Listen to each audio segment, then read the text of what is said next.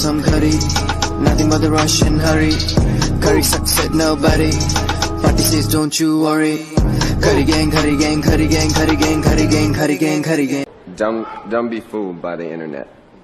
It's cool to get on the computer, but don't let the computer get on you.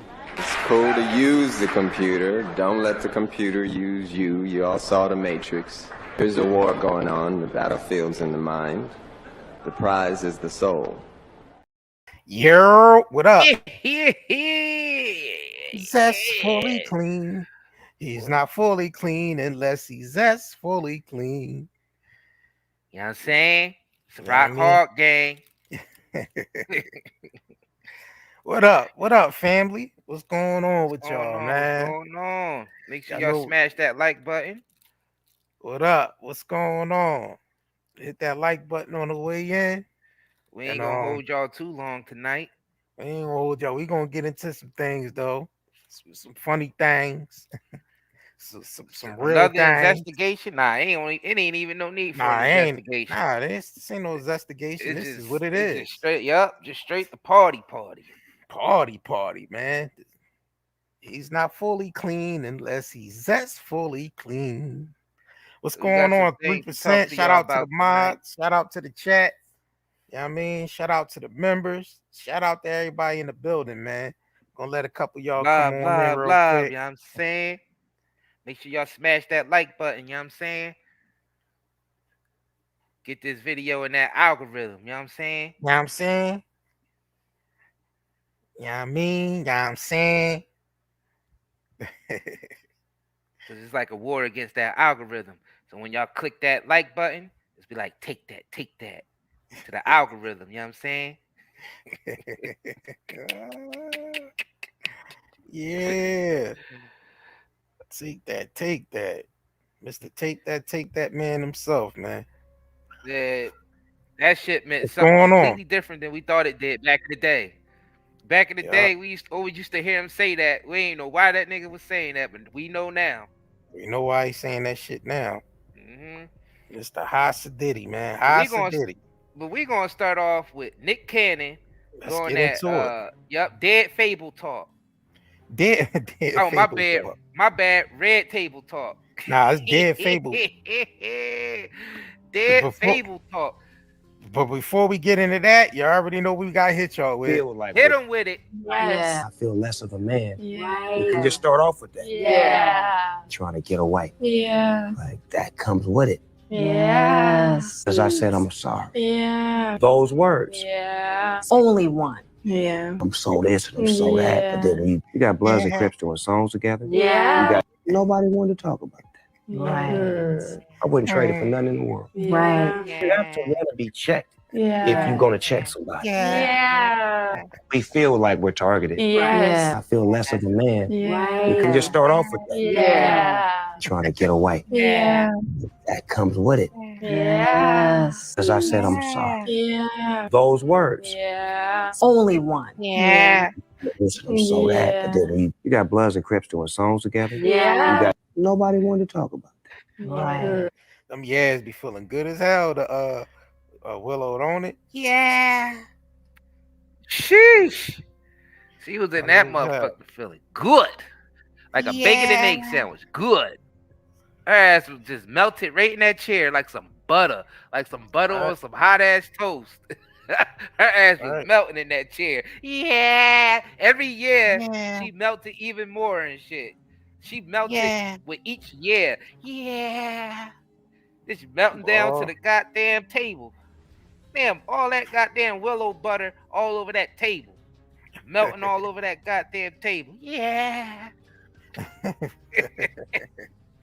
Like, damn, bitch. You agreeing with him and having an orgasm at the same time? What in the hell is going on up in there? Yeah. You say yeah. It's funny when they all say it at the same time, though. Yeah. I know, right? Yeah. It's like a bunch of little cats meowing and shit. Meow. Meow. Meow. Meow. Hey.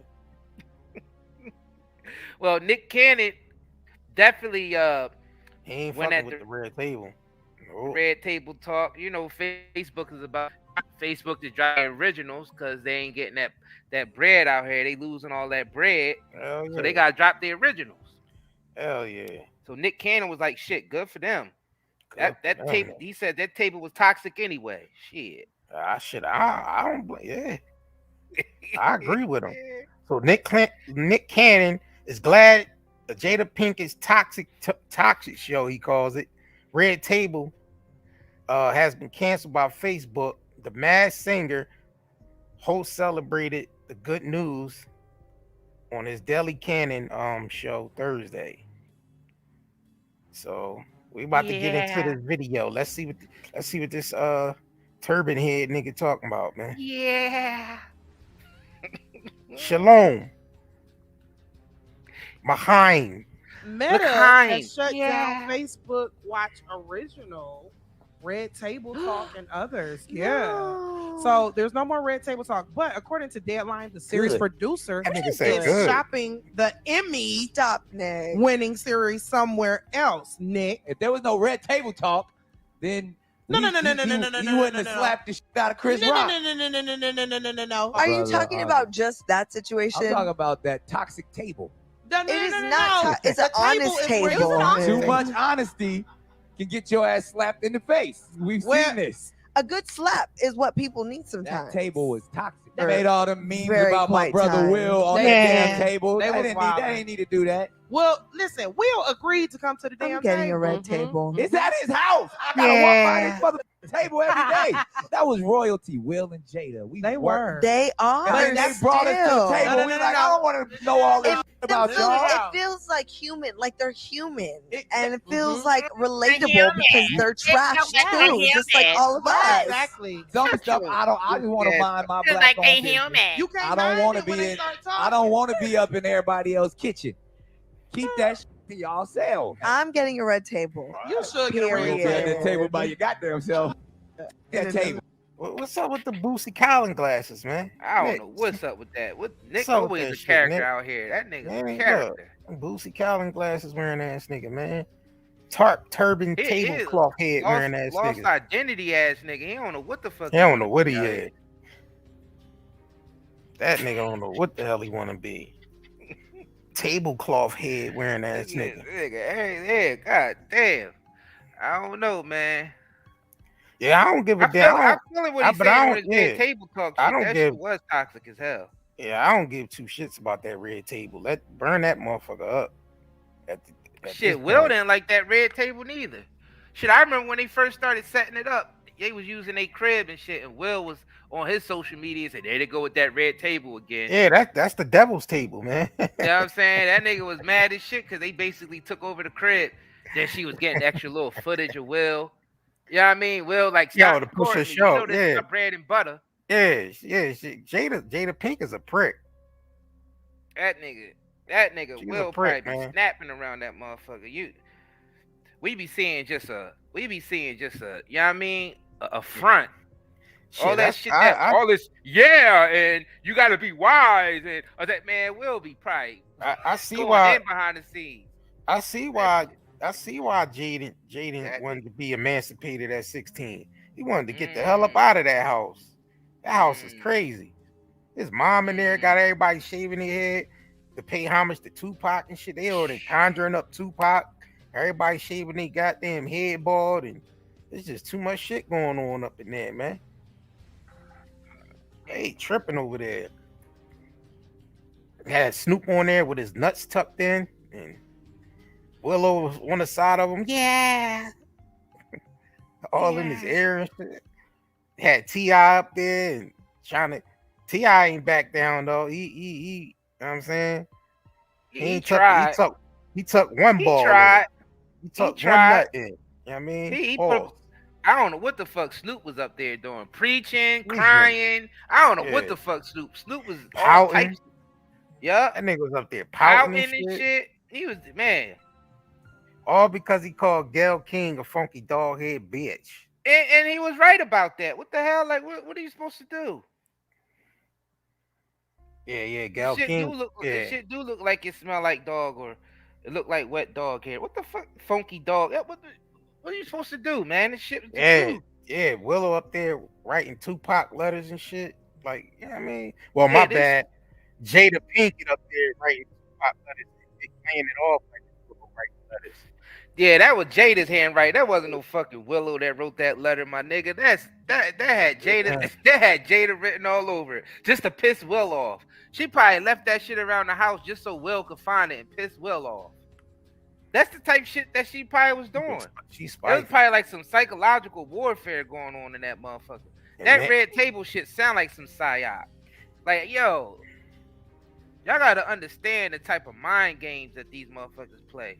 That table low vibration to me. That shit is that is the end. If you a guy and you going on there, your nuts is gonna be on that table by the end of that episode. That red table, that's the devil's table. That table low vibrational as hell. Yeah, it gets the vibration gets lower with every yeah.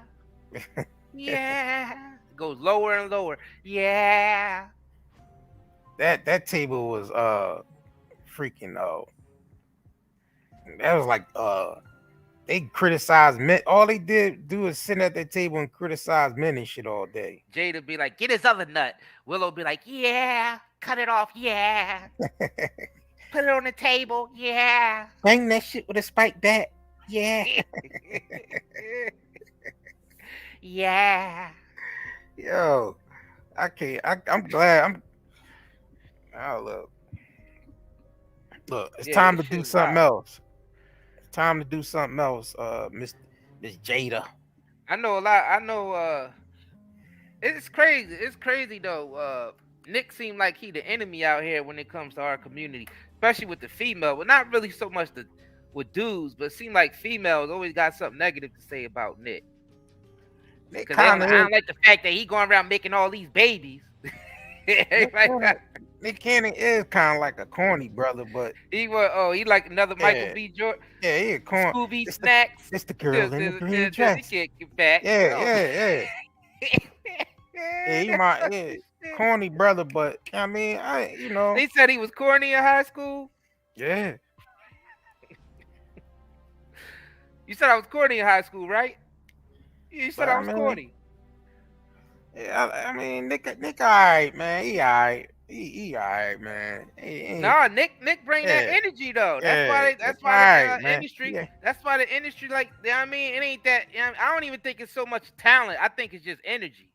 I mean, Nick all right, man. He ain't too much of a bad guy. He all right. Yeah. I mean, he did speak some truth and got his ass whooped.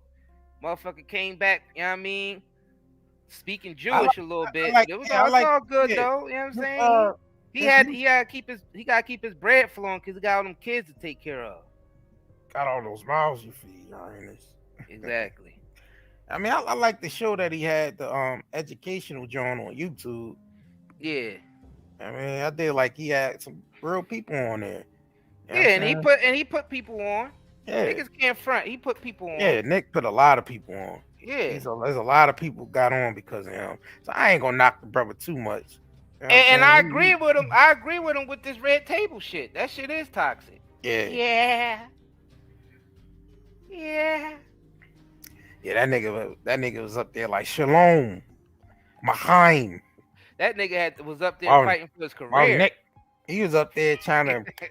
He was up there fighting for his career, my nigga. He had to do whatever he had to do. That nigga was up there trying to. He was speaking some real shit. I know he was trying to impress Professor Griff a little bit, and that shit just cost. But you know what he forgot though, JR? What? This is what he forgot. This is what Nick Cannon forgot when he was talking that shit about the Jews. We black out here. We can't come out here and do it any kind of way we want to. He own you. He can do anything he want with you. There ain't nothing you can do about it. The money game. This ain't the black man's game. This ain't the white man's game. This is the money game. Scratching and scrambling most of my days to get where I got. Not sacrifice yourself. The best thing you can do for poor people is not be one of them. Now, I eats in the big house kitchen. I got pine boards on the floor of my cabin. If I crumble, my children crumble, my grandchildren crumble. And it don't take much coughing for the master to make me have a cup of corn whiskey for my medicine. I cannot, for the sake of my integrity, stand up here and let everybody that's counting on me crumble so I can make a statement. Now that is fine living for a nigga, and I'll be damned if any African Guinea man is gonna make me lose all I've been working for. Now you take my meat. There are ways to win the war in a different way. Better learn. You best learn, or you gonna get the bloody back for sure. He goddamn did get the bloody he back. He got the bloody back for sure. Nigga, you signed with That's Viacom. You talking all that shit. Talking all that shit. You signed with Viacom, nigga. You can't be talking all that shit. Same thing with Steve. Steve ended up talking some fly shit. Monique put him on the up. blast. Said, you know that stuff that you said about that white man. You know he heard you.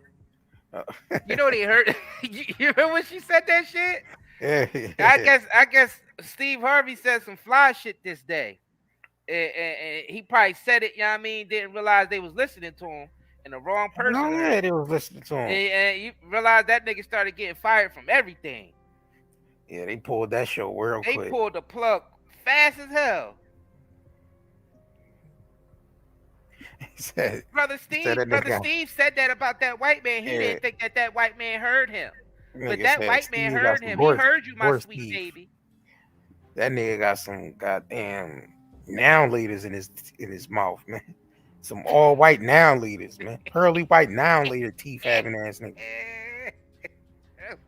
White noun leaders. Nigga got dice teeth without the black dots on it. That nigga said piano key teeth and shit. Piano keys teeth having ass nigga, man. That nigga teeth big as shit. Steve Harvey. I'm from Cleveland with them big ass teeth. Oh man, and you know that nigga Steve would do anything to stay on top. He said that. He said it. Yeah, he damn sure said that. He said if he played he said that shit on Family Feud. He said for $4 Somebody million. on Family Feud was fucking around and playing with him and said I should take your job, Steve. That nigga said, hey, have you ever been homeless? Have you ever lived in a car? Dude was like, nope. Then you would never get this job. He said for $4 million. That nigga was offended as he'd hell. play all the monkeys in the world. He'd be a monkey swinging from a tree like an orangutan and shit for $4 million. Like a orangutan. Nigga ain't too far from it with the fucking lips and mustache and shit. That nigga, man. Hey. Loser. Slacker. Shit, we about to move on from this motherfucker, man. Bootsy Collins. Nick. I do agree with you with the red table shit. Yeah, Nick. definitely. Yeah, I mean, I agree with you with that. See what I'm saying? So we're going to get into a commercial break. We're going to go right on to the Diddy topic right after this. So stay tuned, y'all. Hey, Redman is in the building. Funk Dr. Spot is in the building. Hey, I got a PSA announcement for everybody out there. If you got pain, you suffer from anxiety, go get your CBD smokes, CBD gummies, and CBD oils at nightanddaycbdhub.com. So you know what that means, right? The products we got gonna have you feeling like Willow at the Red Table Talk. Yeah. nightanddaycbdhub.com. Make sure y'all head over there, man. We got the best products around, man. Y'all already I mean, that shit is so good. Look, that shit is so good that they have you like, yeah. That's I got one more time. Y'all One more time, yo. See that. Y'all gonna see that commercial soon. Before we move on, man, I gotta hit you one more time. Man, hit him with that shit. Right. You have to want to be checked. Yeah. If you're gonna check somebody. Yeah. We feel like we're targeted. Yes. I feel less of a man. Yeah. You can just start off with that. Yeah. Trying to get away. Yeah. Like that comes with it. Yes. As I said, I'm sorry. Yeah. Those words. Yeah. Only one. Yeah. I'm so this and I'm so that. But then when you got Bloods and Crips doing songs together. Yeah. Nobody wanted to talk about that. Right. I wouldn't trade it for nothing anymore. Right. You have to want to be checked. Yeah. If you're gonna check somebody. Yeah. We feel like God damn, that long ass Yeah. That's crazy. So Oh man. It's crazy out here, y'all. This shit just fucks up my mind. Losers, slackers. Thanks, J Baby, for the super chat. We appreciate you. Said, man, I'm working on cracking up. Man, I'm at work cracking up. We got at work laughing. We appreciate you. We appreciate you. We trying to help you get through your night. You know what I'm saying? Yeah. So you know, we got Mr. Zest Fully Clean up here. Man. Trying to groom Rock the hard gang. Trying to groom the boxing nigga that just coming in the game. Rock hard gang. Look at his face. He got lust in his eyes. This nigga it get ain't at for every that young behind him. Every little young thing come in the game. Here come young thing. Yeah. My nigga. Every little young thing come in the game. Here come this nigga. Look what the pool. Look what the caption say. Look what he wrote in the caption. What they say. What they say in the game. Look, they say what he said. What they say out there. They say you got to be in to make it to Diddy's swimming pool. You know what I'm saying? You got to be in to get into that Diddy pool. You know what I'm saying? You got to be in. Make it to Diddy's swimming pool. Capital I-N, my nigga. That nigga, he damn sure capitalized the I-N. He capitalized it. That nigga meant every word of that. He made it. Gatekeeper, man. Yep, he made it. He made it to the gate. He made it to the gate. He made it to the gate. The gate. Hey, the gate. Two he made snaps it to the up. gate. Hey. 2 snaps up. He made it to the gate. You know what I'm saying? He made it there. This nigga say he made it. He said, this nigga say he made it. He made it. He made it to the pool, man. He made it through the first gate. So in case y'all don't know, this is a boxing dude named Devin Haney. I'm pretty sure most of y'all probably heard of him. Some of y'all probably didn't, but you know what I'm saying? Prospect in the game, in the boxing world. And look, Diddy gets to him first. Diddy got to him. Yeah, he got to come through me, you know what I'm saying? You know what I'm saying? De Leon gang. Just like he had Usher. Yeah, get him young, man. This nigga get him young, don't he? Get that De Leon in you. You know what I'm saying? That's, you know what I'm saying? I'm recoining, getting that D in you. You know what I'm saying? Getting that De Leon in you. That's that Diddy. This nigga said, get that D in you. Get that De Leon. That De Leon. That's the Ciroc Hard De Leon game. He said that nigga like some young. Young and dumb. I don't even know, man. Young Miami. See a pattern out here. I mean, he in. He said Miami, he in. Capital I-N. Shit. What else? Miami, you gotta take the night off. I'm rocking with Devin tonight. You gotta take the night off, young Miami. You know what I'm saying? Nah, he wasn't let. Nah, she be joining that night. I get you. Nah, he wasn't let her take the night off. That she got work. He's all. It's all to himself. You know what I'm saying? You know what I mean? You know, I'm selfish when it comes to that. You know what I'm saying? He got those rooms. He got those pools. So you know they was talking about we just do a live about did we just do our last live was about those rooms? Different rooms niggas be walking in. Yeah. Oh, we was talking about the Sookie yacht. Oh, nah, that was video I posted earlier. That shit. Posted earlier. Shit, play that. Play that shit for the people who ain't see that. I mean, like for real. She said what she want Diddy to do. So I mean, that's the word on the street in the industry. Damn, they get in this industry and just be. Yeah, I don't know, man. Shit, the money that good, huh?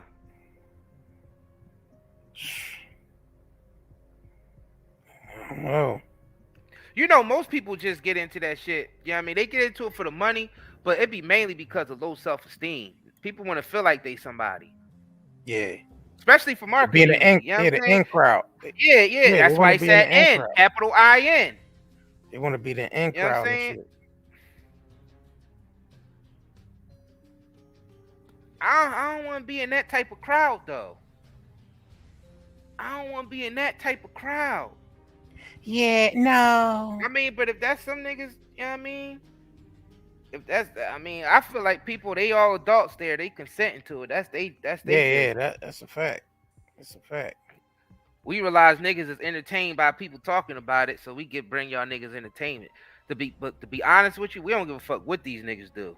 Nah, this shit just. That's the real deal. Like coming from us, I just had to switch gears real quick just to let y'all niggas know. Even if any of them watching this, them niggas need to know. We don't give a fuck about what y'all do. None of our business. But these motherfuckers think it's entertaining, and they want to be entertained, and that's what we here to do. Yeah, we gonna clown you niggas, man. Do it out.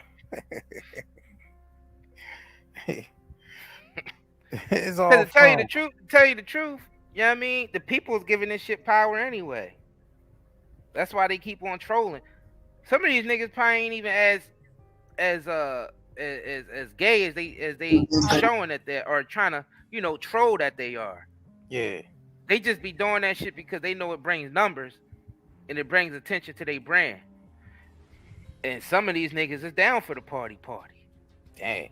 Some of them dream to be in the party. Stuff, I won't be doing this music stuff anymore. I started this because this was my dream, and you know, I wanted to make sure I could get me and my kids out the hood. It's always been my passion to rap. A while ago, I had signed a contract, and I didn't know nothing about the business or this game out here. And just right now, I'm realizing that I signed my soul. I sold my soul to the devil. I signed my soul to the devil.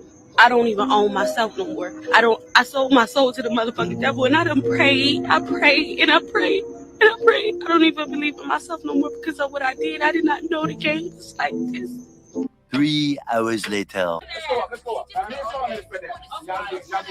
I'm ready. 1, 2. Eating niggas' ass. We be eating niggas' ass. And I f with Diddy. And one thing about me, I feel like I'm Young Miami. I love when the piss on me. That was a real y'all scared to talk about what the y'all like because y'all so worried about what these bitches gonna think. Baby, if you piss on me, make sure you get my hair done after. Yeah. Piss on me, piss in my mouth.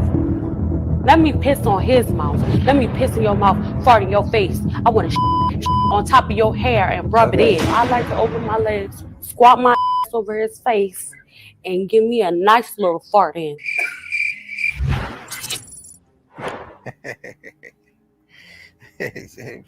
Saying you're grasping for straws, Russian roulette, spin the fucking bottle. You understand what I'm saying? This is nothing. This is over with.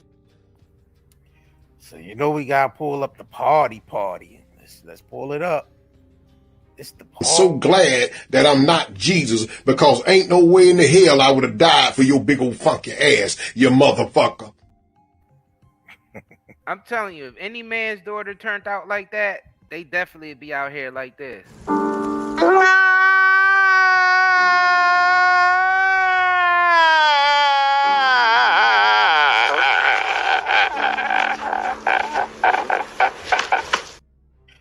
I know Jason Lee up there looking all shocked. Nigga, don't act like you shocked, nigga. Like you ain't been... Well, if you into that shit, you definitely ain't supposed to be making it public. Nigga, don't try to act like you shocked. The fact that Lee. motherfuckers can't. Like, you gotta think about it. This had to be a form of mental illness. Yeah. Because even if you went to some shit like that, why are you sharing what you do in your bedroom? Yeah, they be saying that. Especially when it's like that. They say the most shocking shit, so they're gonna know people gonna go watch the interview. So I understand. That's because that's showing how society is getting so desensitized. But don't get it effed up. Don't act like these niggas don't be getting into some reprobating shit in Hollywood. Come on, man. It sounds shocking coming out of Sukiyana's mouth, but trust and believe that check big enough. Shit, she and one of them nasty ass people in Hollywood tell them the shit. Tell her the shit in the hair. That's what it was about at the beginning of the video. You know what I'm saying? And you know we gotta get Dollhouse. Dollhouse shit, yup. Want some Dollhouse shit. Y'all know we gotta bring this back. This right here is this is it. This explains it all. Let's get into it. Y'all ready? Matter of fact, get them likes up. Don't even play us like that, man. Don't get it. Don't play us like that. Hit that like button, man. It's for almost 500 people in here, only 200 likes. Nah, don't do us like that. You know what I'm saying? Don't do us like that. You know what I'm saying? Oh, you on 4th episode, Moon Son? 4th episode. I'm gonna have to go back and watch that shit. Yeah, don't do us like that. Hit that like button. You know what I'm saying? All right. I'm gonna get right in this bitch. Sean Combs, aka P. Diddy Love, is at it again. This time throwing his Yeah, your mic was off. Zesty Sweet Hot Tub Party. For him and his Ciroc Hard De Leon gang. The usual suspects attended, with the likes of Bow Wow, his hubby French Montana, and even recording artist Conway the Machine. They all joined Diddy Love in his steaming zesty hot waters in his hot tub, looking like a big-ass container of Negro wonton noodle soup, jam-packed with spice and everything nice. Having a... In case you missed it, here's the clip. It's a whole lot of money. Hey, yo, I'm talking about coming out there and walking around with my shirt off and with a bunch of jewelry. I wish so, you know what I'm saying? Most of the bitches, they can't.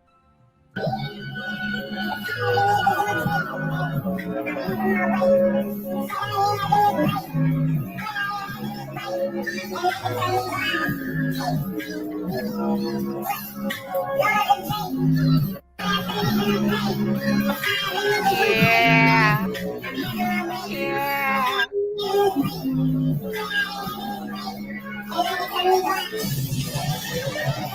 That's the red pool party, you know what I'm saying? It's a red table hiding somewhere in there. Yeah.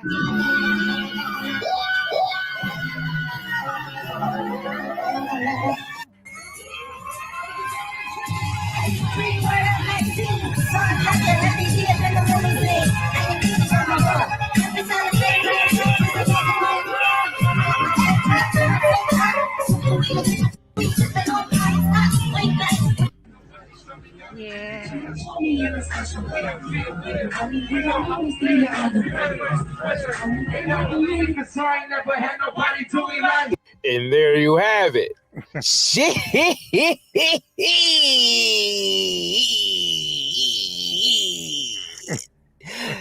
That was more sugary than Shireen's little brother Peanut's Kool-Aid on a movie house party.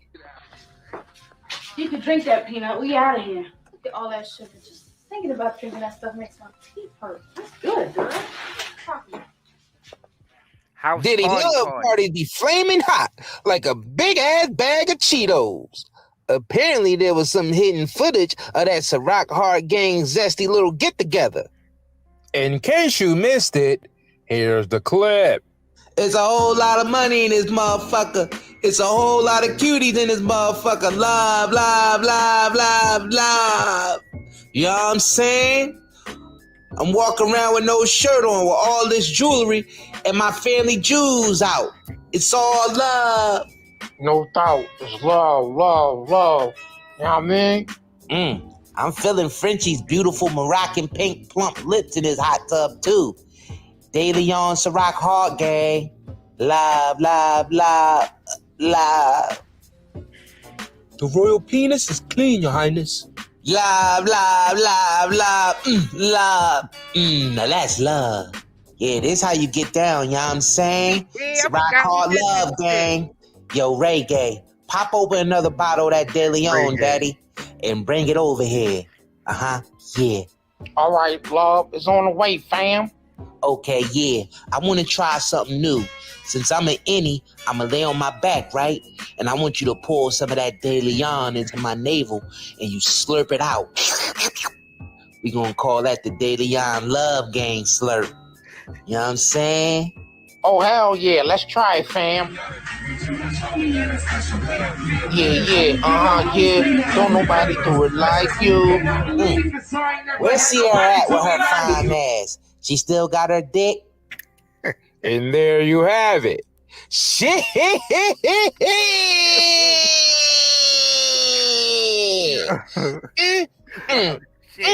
Curry gang, Diddy love diabetically sweet parties are way out there, aren't they?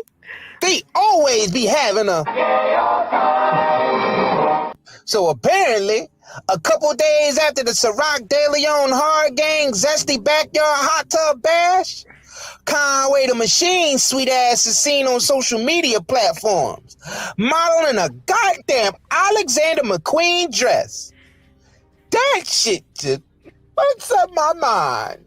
Loser. Slacker. God damn, Curry gang. All these celebrities are like...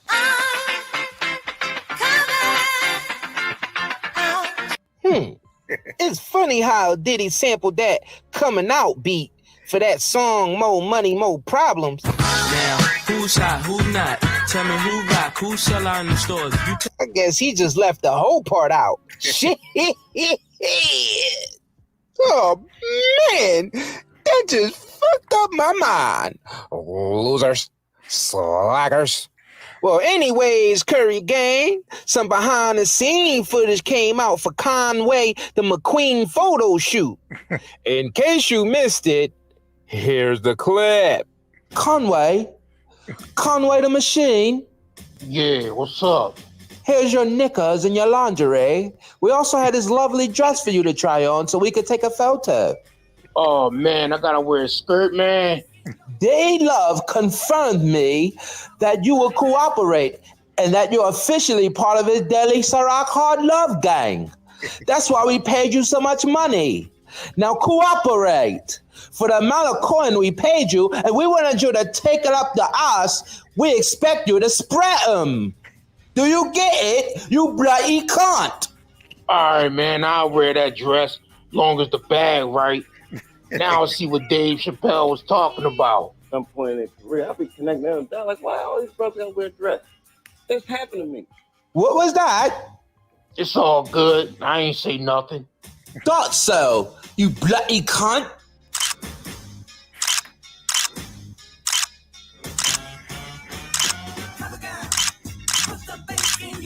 And once again, there you have it.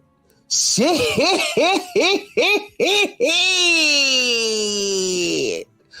Lil Con X the McQueen is out here sugary than a motherfucker. For the bag, he say.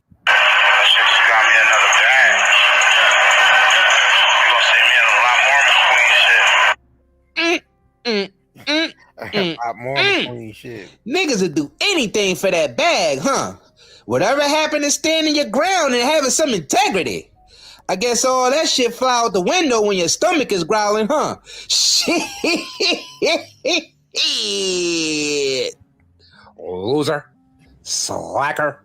Let me know in the comment section if y'all will go to one of these zesty get-togethers at the Love Mansion. Is going to one of these spicy festivals a part of your bucket list, Curry gang? Let a nigga know in the comments below. And that's all I have to say. That's all, folks.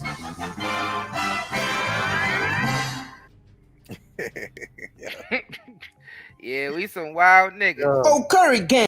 That's some funny ass shit, yo. Hell yeah, make sure y'all smash that like button. If yo, hit that like button, man. Make sure y'all come in and hit that like button. Messing with our content like that, man. Show us some love and hit that like button. Damn, should we hit him with another Diddy? Let's get this out there. Let's get this. I mean, we need more shit like this out there. We need some more talent shit out there, not just niggas just being toxic just to be toxic. Yeah, definitely. Niggas is actually being creative with the motherfucking toxicity. You gotta be creative, man. Oh yeah. You're not creative bag, man. You know what I'm saying? I forgot that we did half of that shit. I had to turn them. I was cracking up at some of that shit. I forgot that we did some of that shit. We do so much work, y'all. I be forgetting about some of the projects that we did. I was just as shocked as some of y'all. I'm like, damn, I forgot we wrote that shit. Yeah. Exactly. Damn, to my niggas that's from the UK, how was my British accent? Was it on point? Y'all gotta let me know. Y'all gotta let me know. How was my my British accent? You bloody cunt. Yeah, let me pull this one up for y'all. Gotta pull this one up.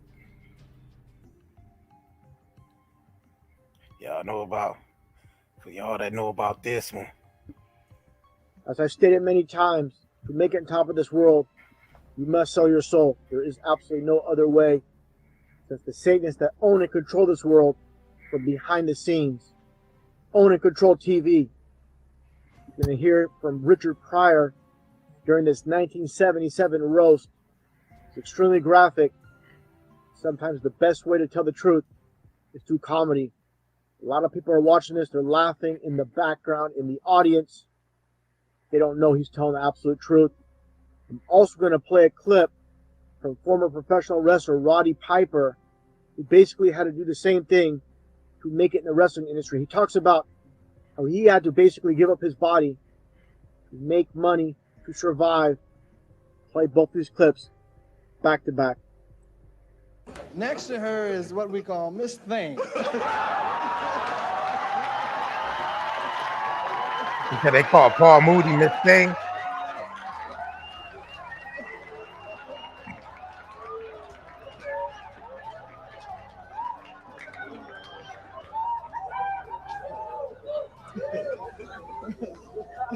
We call him that with love and affection. As all of us know. Wow. Well, he hasn't let us down yet, has he? Wow.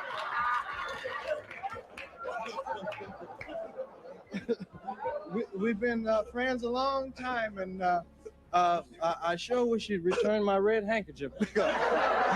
My wife been wondering where it was. I hope it still has her perfume scent on it. But really, Paul, it's really been a pleasure working with you because we worked together many years ago on the Red Fox show. We started writing together, and we walked into the office with the white man, and Paul didn't. What he did was sucked his dick. Whoa. Whoa.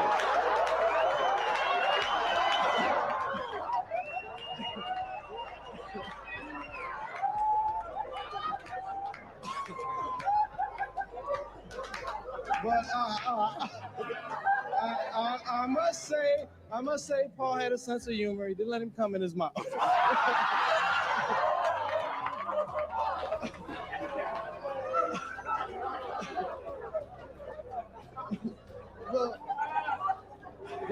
But seriously, Paul wrote most of the dialogue for everybody up here tonight. And he's a brilliant writer. We went once to what was that man's name that we went to and we had to fight? The producer, the bill, Sheldon Leonard. We walked in his office. We was there for an hour together, and Sheldon Leonard picked our brains and he said, "Thank you, and you can leave now." And I asked for the money, and Paul said, "Don't do that. Don't get us in no trouble now." I threatened to kick his ass, and Paul tried to join him.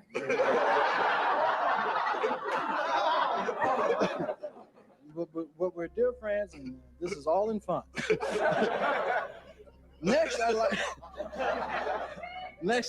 just don't tell him about neuropathy. Next I moved. Paul was with me once when I first fucked my first faggot. Wow. And he's been holding that over my head for 2 years. Yeah. Fucking faggot. I just want to say it now so nobody else can tell.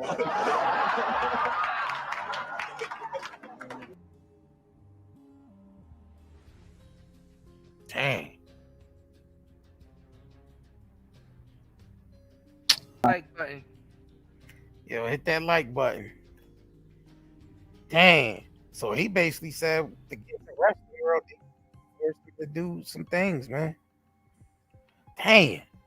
I ain't know they got Roddy Piper, man. Man, they got everybody that came across that damn television screen. Are you Anybody that come across that screen, if you're on there in a big way, yep. Damn. All right, let me pull up. Before you do that, yeah, you know what I mean, we need some more likes up in this joint. We got. Yo, can y'all hit that like, please? Please smash that like button. Yeah, YouTube been burying our channel, so we're gonna need some engagement. Yeah, we're gonna need on this engagement, joint. please. Please hit the like buttons. Appreciate y'all. Y'all know we've been talking a lot of real shit lately. Yeah, so they you know start talking that real shit. That's why we gotta mix it up. Yeah, it's a fact.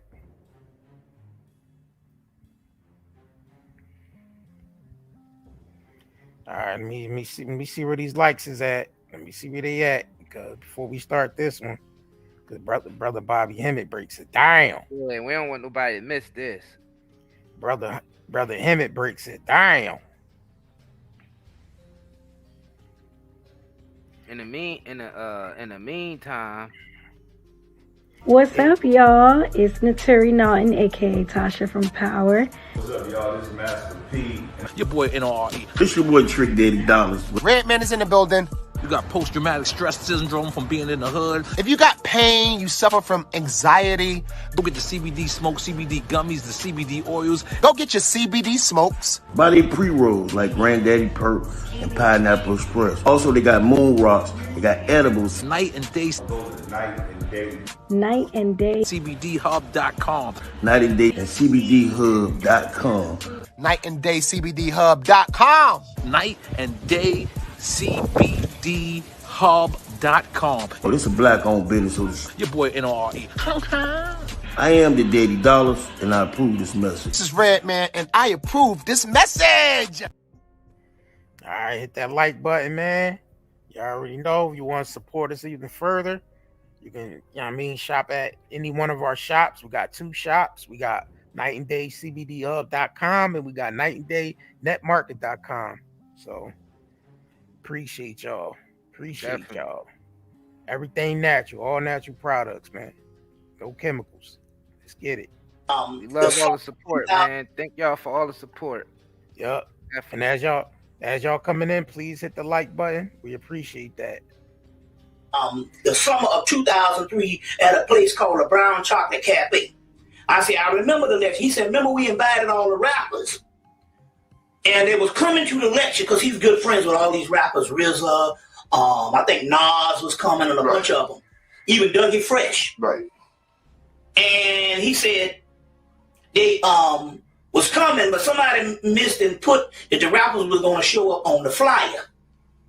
And he said, then they called and said, yo, we can't do this. We can't come now because, our agents, they look out and they find out that they tell us that we can't go to certain events. Mm-hmm. So they put a dent in that since that conscious rap. And it's interesting because I was talking to a sister named Capita recently, and she was saying that, yes, she was in the music industry, and she said she know rap. She said not only that, they have to report in like parole officers. Dang. If they get a big contract, they got to report in like reporting into a parole officer and tell them what functions they go into and whether these whereabouts are suitable for the music industry or the company. So anyway, they didn't come, but they got the tape.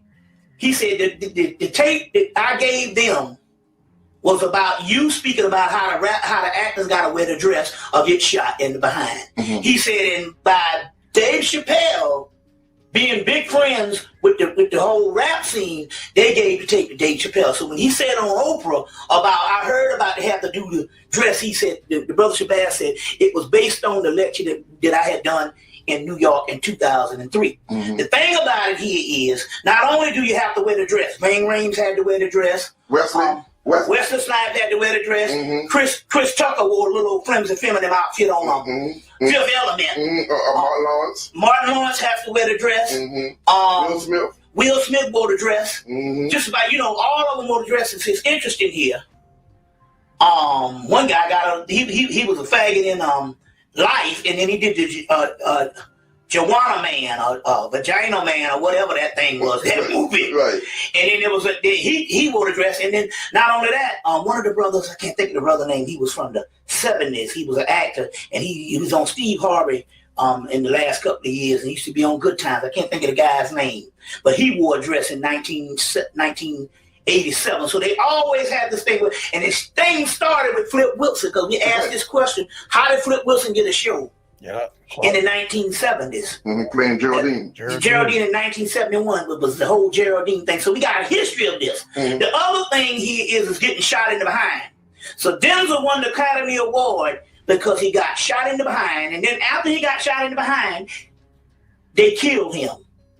Not only did he get murdered in Malcolm X, which was a historical thing, so we needed to see that, but almost 10 years later, he gets killed execution style after getting shot in the behind. Training day. So see, we would think that that's just one movie, but Martin Lawrence got shot in the behind in Bad Boys too. And this is when the conspiracy come in, because the veteran actor Fred Williamson says that I never get killed in a movie and I always go home with the woman, which is right. That's exactly what John Wayne does, Clint Eastwood does, and James Bond. You always go home with the woman, because that cements your maleness. You see what I'm saying? Always go home with the woman, and I never die in a movie. So when he got up on the set for Starsky and Hutch, the new Starsky and Hutch in 2003 or 2002 when they was making, because it came out in 2003, he said, they told him, yo,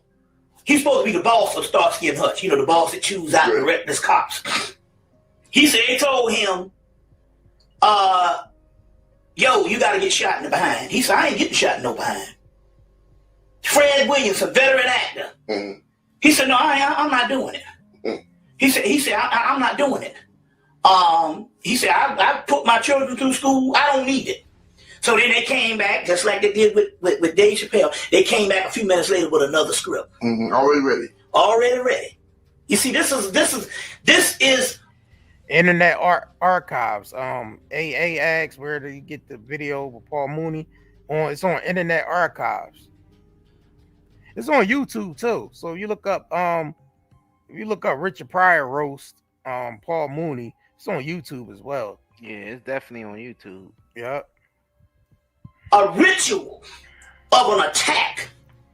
You see what I'm saying? That they do on us. We got to understand the attack is coming from multiple levels. But now we know that it's a direct attack on melanin to dehumanize you and to put you at a subordinate position. You see what I'm saying? In other words, when it comes to the male, to effeminize him.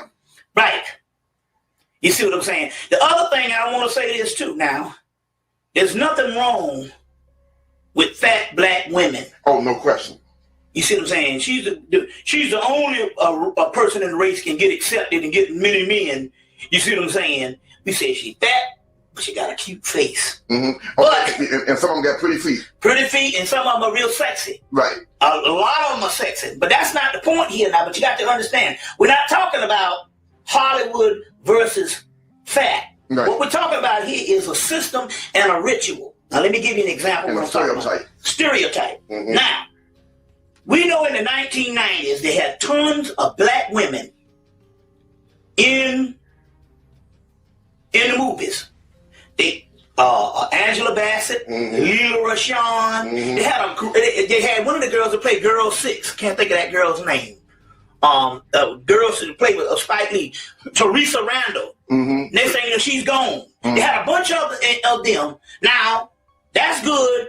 And then you can put the heavy-set sisters in there. But it's one thing when Hollywood says, no more. The only people that's going to get the jobs is the heavy-set sisters. So all of a sudden, no acting Queen Latifah becomes the standard, and Monique pulling out movies. And the point I'm trying to make here is that I'm not trying to push them aside, but what I'm trying to say here is something when those are the only ones that can get roles, because we're talking about a ritual that goes all the way back to Hattie McDaniel, who was the first person to win first black person to win the Academy Award. You got to understand how this thing goes here. And the reason why it is imperative that they don't show the black woman's sexuality in the standard of what that equals the white woman. And something based on the melanin now, psychologically, these images, there's a reason. Remember how I just started out saying there's a standard of beauty that you got to get to? And even if you're fat, you got to be beautiful because I've seen Queen Latifah turn into a fox on the last couple of movies. Yeah. You see what I'm saying? But the point I'm trying to make here is when it comes to the standard of beauty, which is in Hollywood, you see what I'm saying? Against the Julia Roberts, against the, you see what I'm saying? All these Charlize Theron, Jodie Foster, all these particular people, there's a standard of beauty. They're saying that the black woman cannot equal that. You see, and you got to understand this stuff because it's a warfare going on. You understand what I'm saying? And this warfare has devastated the black community for the simple fact that that's why your man don't choose you now, because he's psychologically getting some stuff from images from Hollywood, and you're not a part of that lineup. You understand what I'm saying? You're not a part of that lineup, and that's why they put the fat woman, and they got the little show Girlfriends, and these are beautiful black women, but it's on UPN, which is a station that really nobody really watched. It was one of those black stations. Basically, UPN tried to come out because the UPN and Warner Brothers came out at the same time. Warner Brothers said that we're going to another level, and the first thing they do, they use the black people to fund when they first come out, and people and the public is not used to them. They put a lot of black shows on because they know that they can get the ratings and they can get the money or whatever until the actual station or the actual company is secure and fortified. Then what they do is they start weeding out the black shows and getting white shows. Now UPN is getting ready to join with Warner Brothers. They're coming together and merging together as one company. But the thing about it here is that Warner Brothers has already become lily white. And so you had the little Girlfriends thing where you see the cute black girls on there, but it was UPN, and that was not considered a mainstream. As far as it, although it was national, it wasn't on the same level as an ABC, NBC, CBS, and in cable, HBO or whatever. So my point here is we got to look at these things here on the image. You see what I'm saying? What is still going on here? Because this is also a psychological attack, and now is what Richard King and them saying, it affects the melanin. Why not? Now let's look at this, because now we're doing different studies on East India based on the god Ganesha, or Ganesh. Ganesh is an elephant, and anybody know they say the elephant's memory is impeccable. You see what I'm saying? It never forgets. Well, in so many words, before we messed up on drugs, or we messed up on certain just bad self-esteem and this low level of living, we had memories that's impeccable. How do you think the comedian... Let me go to the next one. Hold on. Man. Yeah.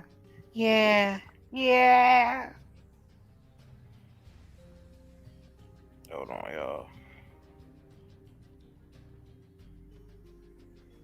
Ain't really that.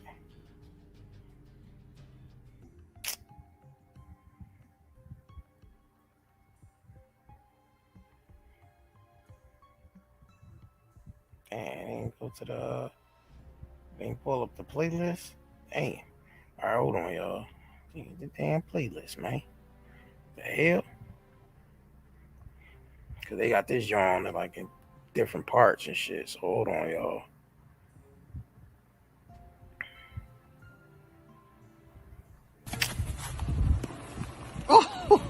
Oh, it's in! Oh!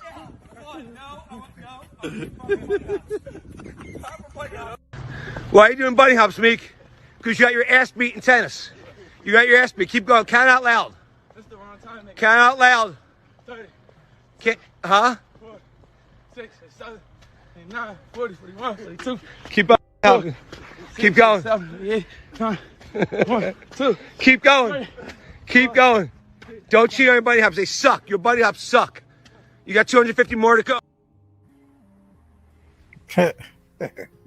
I still can't get over that shit, man. Had that man out there bunny hopping.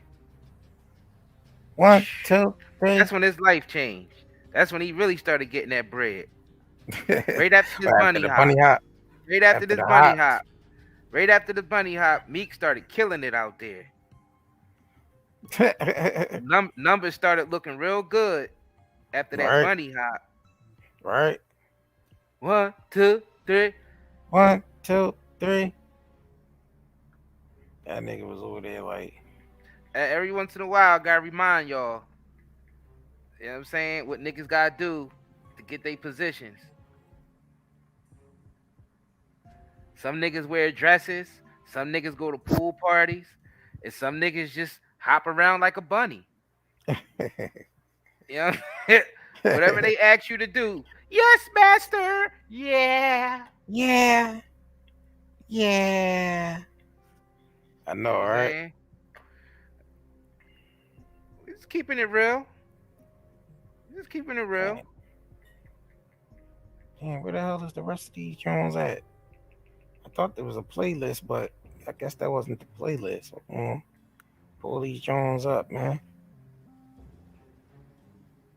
Fuck is that at? Where is it at?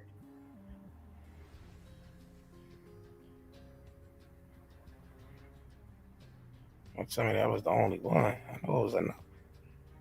Damn.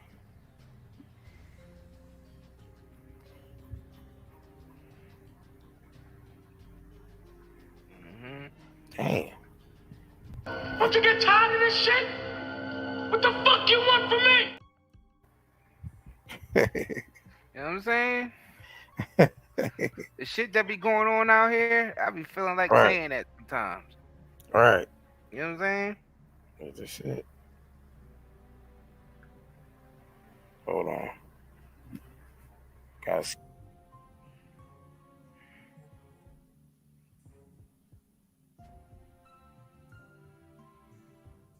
Marlon and Sean used to kiss on the mouth on Wayne's Brothers. They did? I don't even remember that shit. Pause.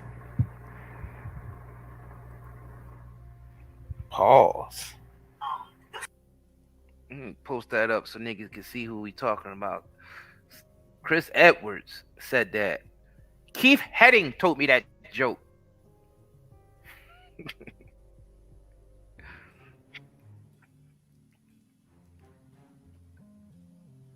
Might have to pull up Griff. Go ahead. Pull him up. Griff. Pull You Griff talking about up. when, what's the name had his sweet ass out there on the boulevard with Tevin Campbell sweet ass out Nah, not there that. on the boulevard? It's the other John that Griff did. Hold on. We pull Griff up. It's the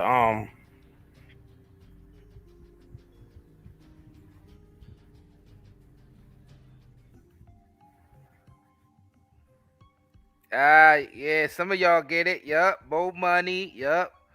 Keith Heading told me that joke. Oh man, that's my shit though. I ain't even gonna lie. Hip hop is energy.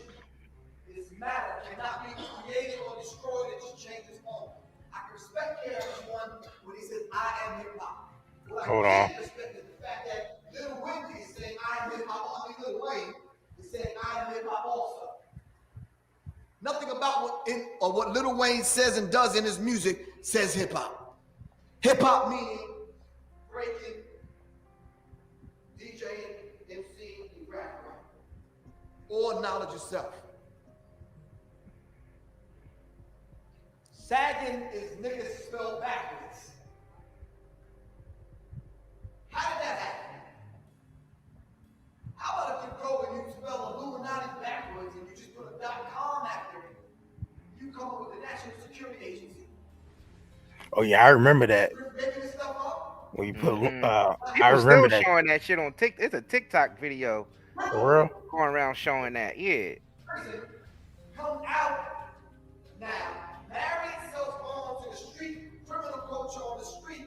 That marries itself onto the culture called hip hop, and now it becomes hip hop. So now when you see someone sagging, which is niggas spelled backwards, you identify that with hip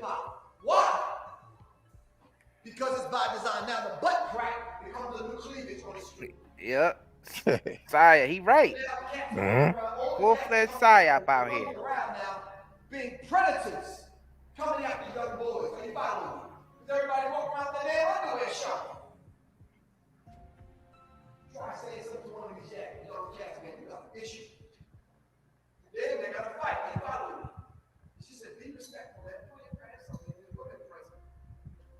Oh, son, it's my style. Son, come on, dude.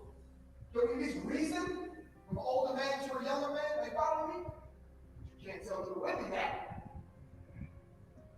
Because for the millions of people, Lil Wayne is showing his Fruit of the Looms or whatever, Jada Boxer or whatever he has on. Are you following me? Yes, there is a rap COINTELPRO. Yeah, that shit is weird, 3%. It's definitely programming. Is in full effect. It's in the Patriot Act 1 and 2. Originally, J. Hoover wanted to stop the rise of the Black Messiah. I said they heard hip hop and they said hip hop is the voice of the voiceless, and they had to neutralize hip hop. And we have to understand it. So when I started studying mind control. I started studying controlling the consciousness of the masses of the people by controlling one individual. That if you can control Jay-Z, everyone that's a fan of Jay-Z and buys into Jay-Z's fantasy, you can control them too. Are you following me? And I have proof of it. Went to the Jay-Z concert, 30,000 people for 30 days. Jay-Z throws up the so-called rock, and you got 30,000 people throwing up, giving energy to this demonic entity. The I, all say I, Lucifer. But at the Tavistock Institute of Human Relations by John Coleman at Tavistock in England. He's the same gentleman that wrote the Committee of 300. I'm not going to read the whole thing, but down here it says the aim of the 12 tonal system devised jointly by British intelligence operatives from Tavistock. Adorno, Schoenberg, and Adorno was a system of music that could program in mass music culture capable of eroding the morals of its listeners. Music eroding your morals when you listen to it? What are they putting in the music? That if you keep listening to it, your morals will decline. Hey, April Diamond, what up? Then they give you the visual. So Viacom with its Viacom with MTV networks, BET, for Food Entertainment Television, and VH1, along with MTV, brought you Nelly in his video tip drill where he takes his credit card and slides it down the backside of a woman. No outcry from women. Why not? Because you know, yeah, Jay-Z be spinning, Nelly be spinning. If y'all just coming in, please smash that like button. Hit that like button. You give him a pass for the disrespect women, and then you write it up by saying, well, he ain't talking to me. Yes, he is. What makes you think he's not talking to you? Or about you? Play love wearing pink, calling himself a pimp? Dude, you come from the most politically conscious, socially conscious hip hop ever in the history of music. How dare you go on VH1 in front of 7.5 million people calling yourself a pimp? Something is wrong with that picture. Snoop Dogg at the awards show walks down the red carpet with black women on dog leashes. Oh yeah, I remember that shit.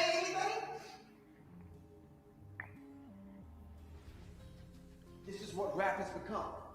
His gun says black killer. His hat says pimp. The other part of his hat says slave mind. His arm says true hater. The tombstone says another black person killed by another black person. On her butt it says self-hate hater. The little baby is holding a future prisoner. This is what rap has become. Why? Because they have changed our music to vibrate at a sexual frequency. A frequency of beat that creates a mental sexual frenzy.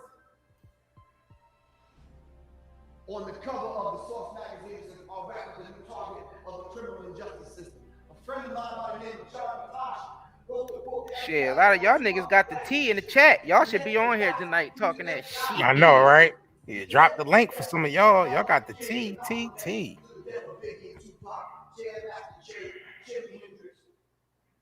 And revolutionaries.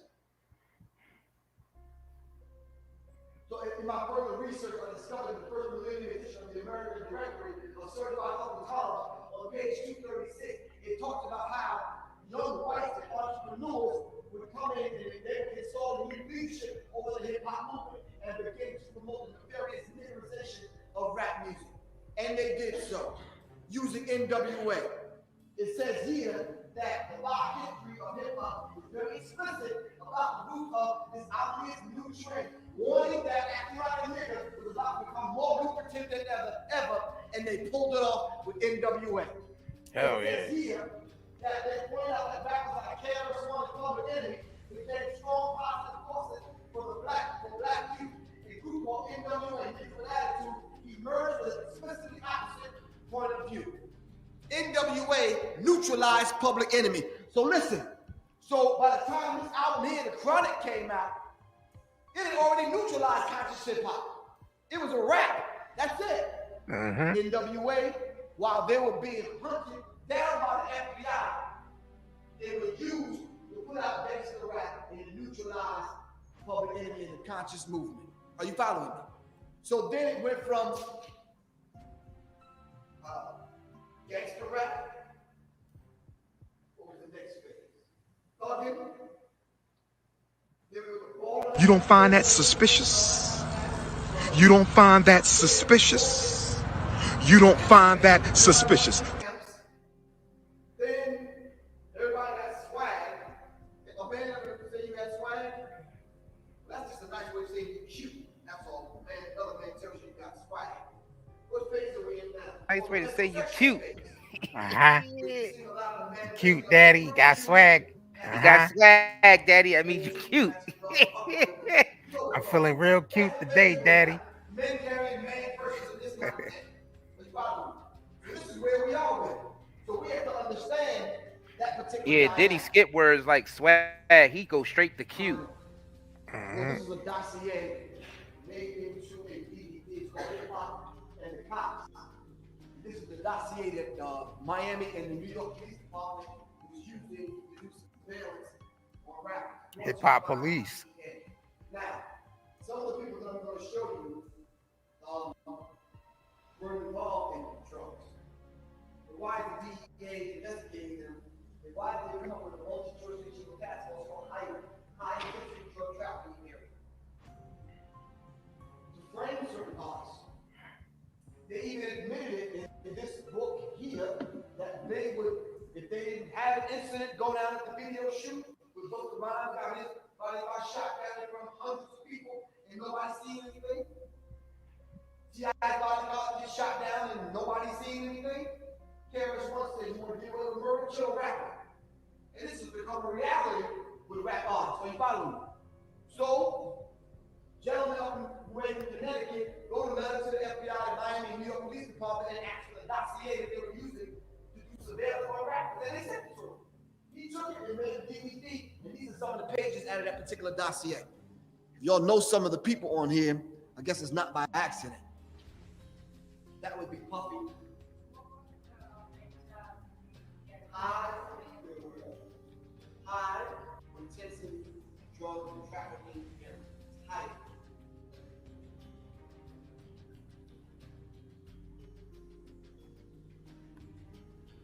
All right, now salute M Audio. Thanks for the support. We appreciate it. I'm dead serious. How do I know this is true? Alpha Omega, T.I.'s bodyguard at one time. Worked for Grand Hustle, T.I.'s lady. When he was a DEA agent, he was a snitch. Snitch. So what? DJ Drummer got his house raided. Computers confiscated. Because they had a DEA working right up inside the camp. Are you following me? This is very, very real. Later on, T.I. is traveling in Cincinnati's bodyguard gets shot down in front of everyone. Later on, T.I. gets arrested in Atlanta, Georgia. These are the guns he gets caught with. I said this at one lecture. All the gentlemen in the back of the room, I made a statement. I'm like, look, straight up, I handle guns in my life. Thanks for the super chat, Natalie. I don't know what the hell this is.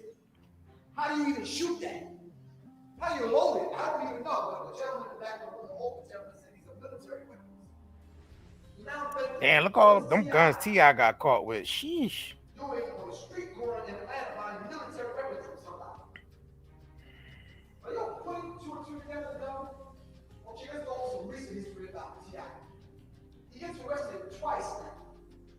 The last time he got arrested, he was on his way, they said, to court. And for some strange reason, he sees a man on the top of a building about to commit suicide. And he talks him down. How many times you went to jail and on the way to court, you talking on, man? See, this stuff is not real. I mean, if I was a playwright or a screenwriter, I couldn't make this stuff up.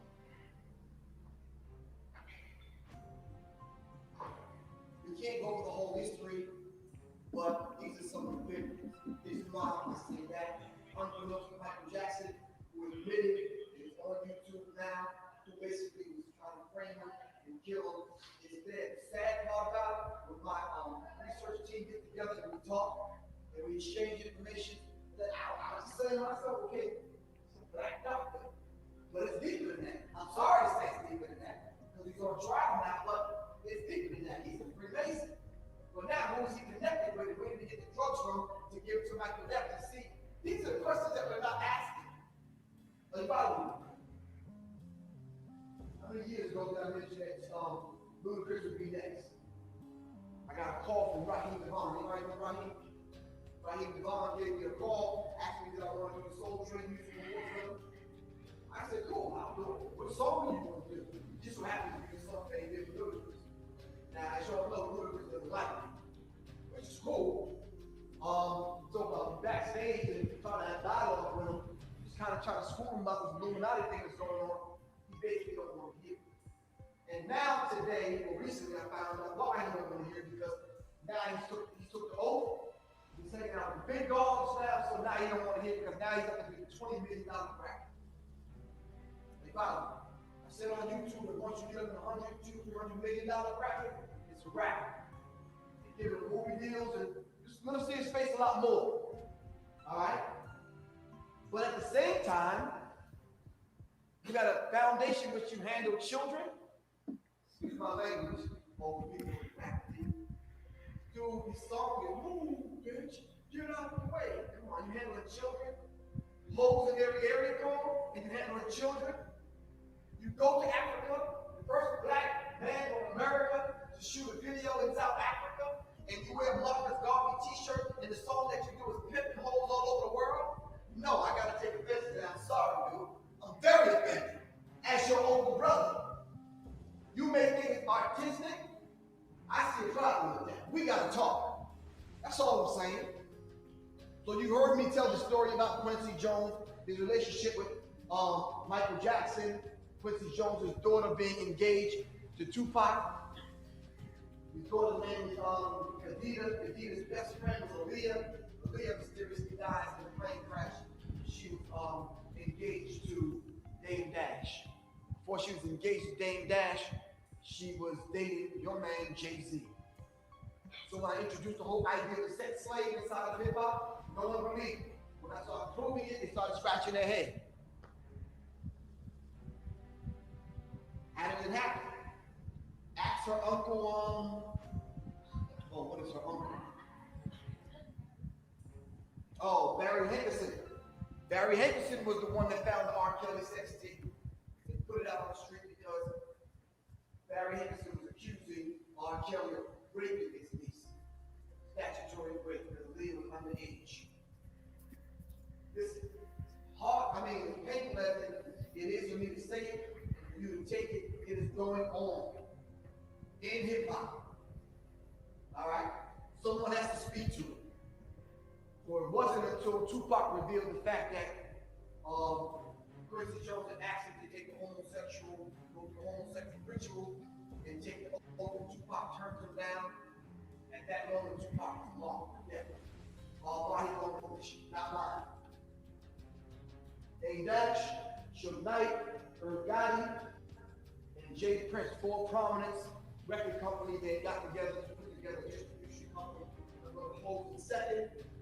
I mentioned the fact that blood ritual that I know just with dealing and talking to gangs, There's a ritual that they have: blood in, blood out. You got to spill some blood to get in. You got to spill some preferably your blood to get out. Once you're in, you're in. I said the same thing with these guys taking an oath and operating in $500, $600, $700 million club. All right. So when I mentioned the fact that they had a private meeting with Jay-Z took the information back, this wasn't Griff talking. I was documenting it. It's there in Source magazine. He bragged about sipping $20,000 bottles of Cristal in San Tropez with the Blue Bloods. So I'm thinking, well, who the hell are the Blue Bloods? So we started tracking down who the Blue Bloods. And we found Barack Obama, Jesse Jackson, and some other people. Through an organization called the Boule, which means advisors to the king, are part of the Blue Bloods. Denzel Washington and some other people. So they rewarded Jay-Z. New Jersey Nets, J Hotels, 40 Clubs, and some other things they rewarded Jay-Z with. Now Jay-Z is up. First two people that he signs when he takes over Def Jam is Jeezy and Rick Ross, two known drug dealers. Why? You have to keep the low vibratory frequency going. I did say that Aaliyah was Dame Dash's sacrifice. Suge Knight signed Tupac, and we know that Tupac died in Las Vegas. The story that I was telling a couple of years ago at that particular time was Tupac was the one that was supposed to star in the movie Minister Society before they got this guy. I don't know his name. But in the movie, his name is Kane. All right? Tyra Turner. Tupac was supposed to play Kane in Minister. I mean, you've seen Minister Society. Well, then is it art imitating light or light imitating art? What happened to Kane in the movie? Wasn't he sitting next to his cousin at the light in the BMW? And they got jacked and shot up? Well, isn't that what happened to Tupac in real life? He sitting in the BMW with Suge and got shot up and died. Now answer is it art imitating light or light imitating art? Something strange is going on. There ain't nobody asking no questions but Professor Britt. But for this unvilified going talked about and cursed out in magazines and this kind of thing, Tupac already said it, and you can find it on YouTube. Tupac takes the oath or breaks the oath. He knew what he was doing. So another interesting thing, Left Eye lost her life in South America. Whose label was she signed to? Therefore, records, Suge Knight. The reason why she was down is she wanted to cleanse. In the cleansing process, she was down in South America with Dr. Sadie and she lost her life. You ever heard the story that was told about how she died? Right, they said that they had hit someone a week earlier, a young boy. The young boy lost his life. So when they were driving a week later, she thought she seen the young boy on the highway, about to hit him again, and she swerved. I don't know what that's about. You see the movie recently, The Right? Check it out. All right, let me just find a point where, or I guess I gotta talk about this because Jay Prince was one of the ones I had to apologize to because he said that I said that because of blood sacrifice that I was talking about, when Pepsi died, he said I was making a claim that he benefited from Pepsi's death. I wasn't saying that. I'm saying when we got together to ask the question about what happened to Pepsi, there was information that he obviously knew that never got out. When the research team finished researching the death of Pepsi did an interview with Old Magazine and went live on the air and he started talking about the homosexual ritual that was going on in hip hop. When he revealed some of the names, about a week and a half later, they found him dead at a hotel. The only thing I did was ask the question, what happened to him? We found out that there was a woman in the room with him, but nobody knows this woman. Should we not be concerned if you mysteriously died and there was a man in the room with you? Thank you. And that's all I'm doing, but because I'm Professor Frick from Public Enemy, no one has any real answers, and I keep getting cursed out and talked about. Yes. Oh, you know I can't reveal my sources. What if I said that on the TV filming?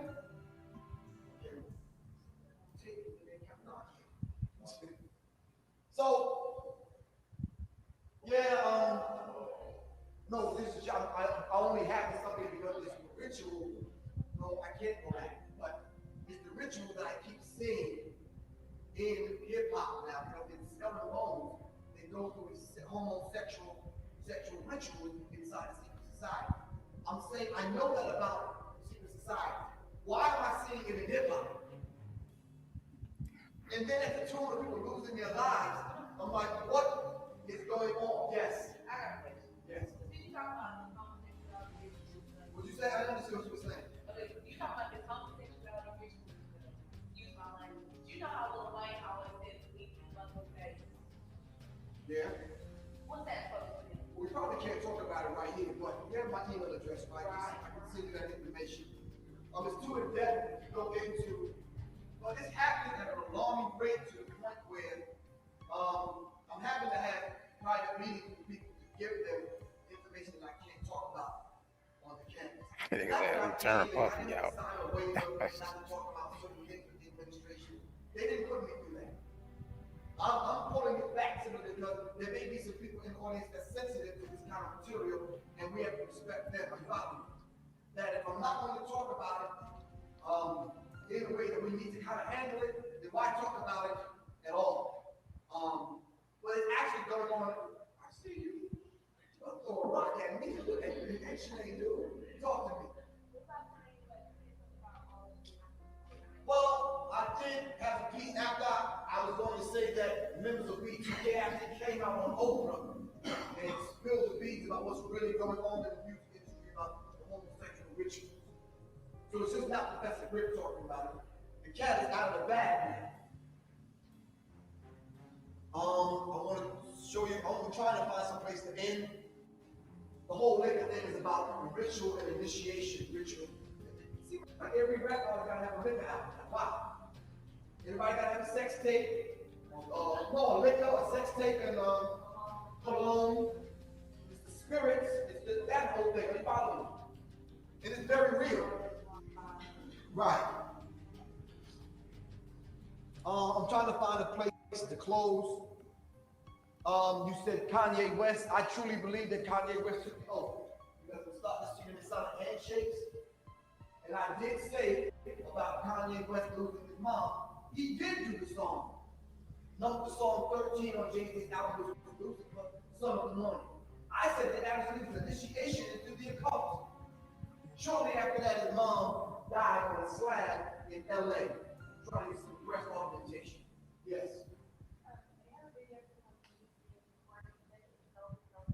Yeah, I think I have that in here somewhere because I talked about him making good songs in the beginning when he first came out.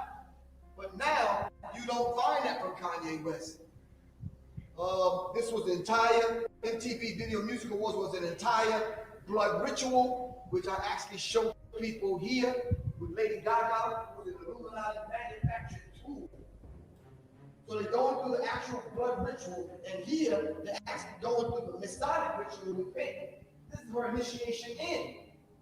So I'm not crazy. I'm seeing Freemason and Masonic rituals in hip hop and in music. And I'm asking the question why. And people are saying you're crazy, that's conspiracy theory, but I'm showing you the proof. And you still doubt me. I'm gonna take your questions in a minute, but she not going up to 666 with the all-seeing eye behind her? And I couldn't. Lady Gaga. Yeah, this is Lady Gaga on stage. This is Pink going through the initiation. There's no way a Mason could watch this performance without recalling his initiation into the first degree of Freemasonry. Any of the Masons sitting in the audience now know exactly what I'm talking about. Jay-Z reached the third degree in Masonry. All right? This is why he called his album what? The Blueprint 3. It's simple. It's the actual ritual, and this is Pink. So I'm not crazy. Lady Gaga wearing a dress made out of animal flesh. Now some of the older people in the audience, come on, talk to me. Didn't our parents teach us just a little bit better? Could you leave the house without your hook and dressed in animal flesh? Pork chops? No, the rabbit.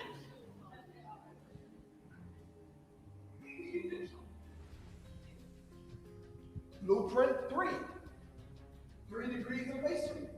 Once you hit the Blue Lodge, the 3rd degree in masonry, you go up to the York Rite or the Scottish Rite. I don't got time to break the whole thing down, but this is Jay-Z going to the whole thing I am using. Jay-Z's clothing line is called what? Masters of the Craft. I'm not reaching. This is actually going down. Masters of the Craft. So you see the Kundalini snake traveling up the base of the spine to activate the pituitary gland. You see the all-seeing eye movement with the sun rays. The diamond here, the handshake, the logos.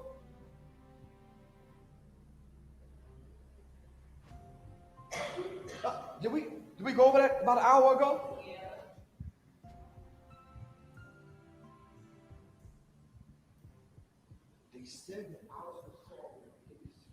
Here you go. Oh shit. Oh, I found it. Right? If this guy was a Luciferian, practiced witchcraft. What, a Hemet video he was looking for? Yeah, I got it. Let me pull this up real quick. Before you do that, let's go into an ad. Go ahead. Yep.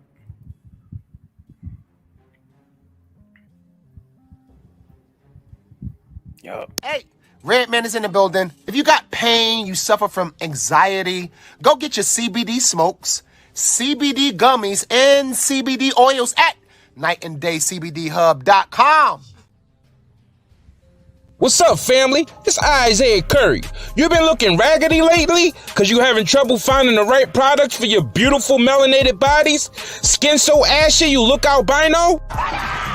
Head so dry and nappy you can start a fire with it? What's the last time somebody comes in here? Well, look no further, family, because we got you covered over here at Night and Day Shopping Network. We teamed up with other black entrepreneurs to bring you the best self-care products for us melanated brothers and sisters. And don't feel left out, white people. You can use them too. All the products are all natural and chemical free. We got some raw shea and cocoa butters, body washes, coconut hair conditioners, yucca root shampoo, gift boxes, and gel and oil for your hair locks. All from black-owned companies. It's way better than that crap from Walmart and the dollar store. Shit. So click the link in the description box below and go get you some at nightanddayNetmarket.com. If you want to support us, make sure you go ahead over to any shop. Get your natural hair care, skincare products, merch, got t-shirts, hoodies, jewelry. Show the movie that. Yeah. All right. So this is the one I was looking for.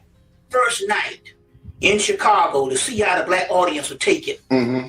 He said it was an older woman in the crowd, sitting near the front, and the older woman said, "Oh Lord," when he was running. I think he was running from the cops or running from, running. He did a lot of running in the movie. Mm-hmm. And the older woman said, "Oh Lord, please don't kill him." Because up to then, she had been seeing a couple of black people getting killed in movies. Even Sidney Poitier got killed in a movie where a guy stabbed him in the back with a fishing hook in the 1950s, a black and white movie. Okay.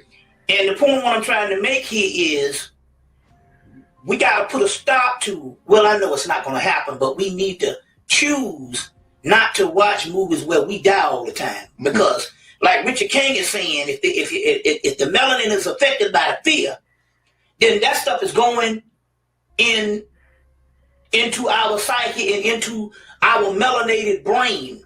Now, let me give you an example now, because like I said, in the first one I saw Enter the Dragon, and I knew this was a Enter the Dragon, and it came out later. Enter the Dragon came out fall 73.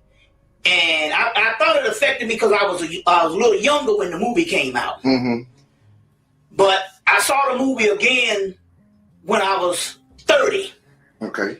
And I still was affected by the killing of Jim Kelly. Not only did they kill him, they put the brother's death on the movie poster, and that movie poster is shown to this day when you pick up the video or the DVD. Mm-hmm. The point I'm trying to make here is these things are attacks. An attack a lot of times don't necessarily have to be the tanks rolling down the street. An attack can be psychological. You see what I'm saying? Mm-hmm. It can be psychological. Let me give you another example. How I was affected the same way in 1990 when Spike Lee came out with Mo Better Blues. Mm-hmm. I love the character. I love Denzel's character. I love the jazz artists. I was glad that they put a film together about jazz artists because we've been rich in history with that. Mm-hmm. I like the whole crew. I like the whole setup.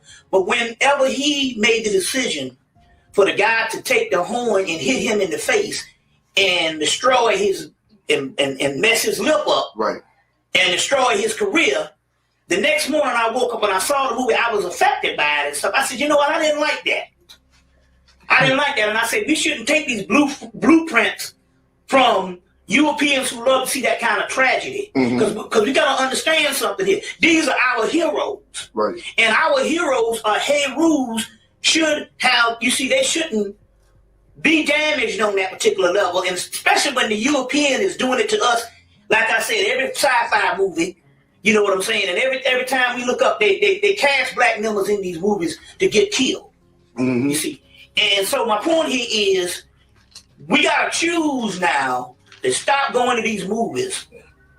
You see what I'm saying? Mm-hmm. Where they getting killed. The other thing here is this whole gotta wear the dress. The black actor got to somehow wear the dress. Mm-hmm.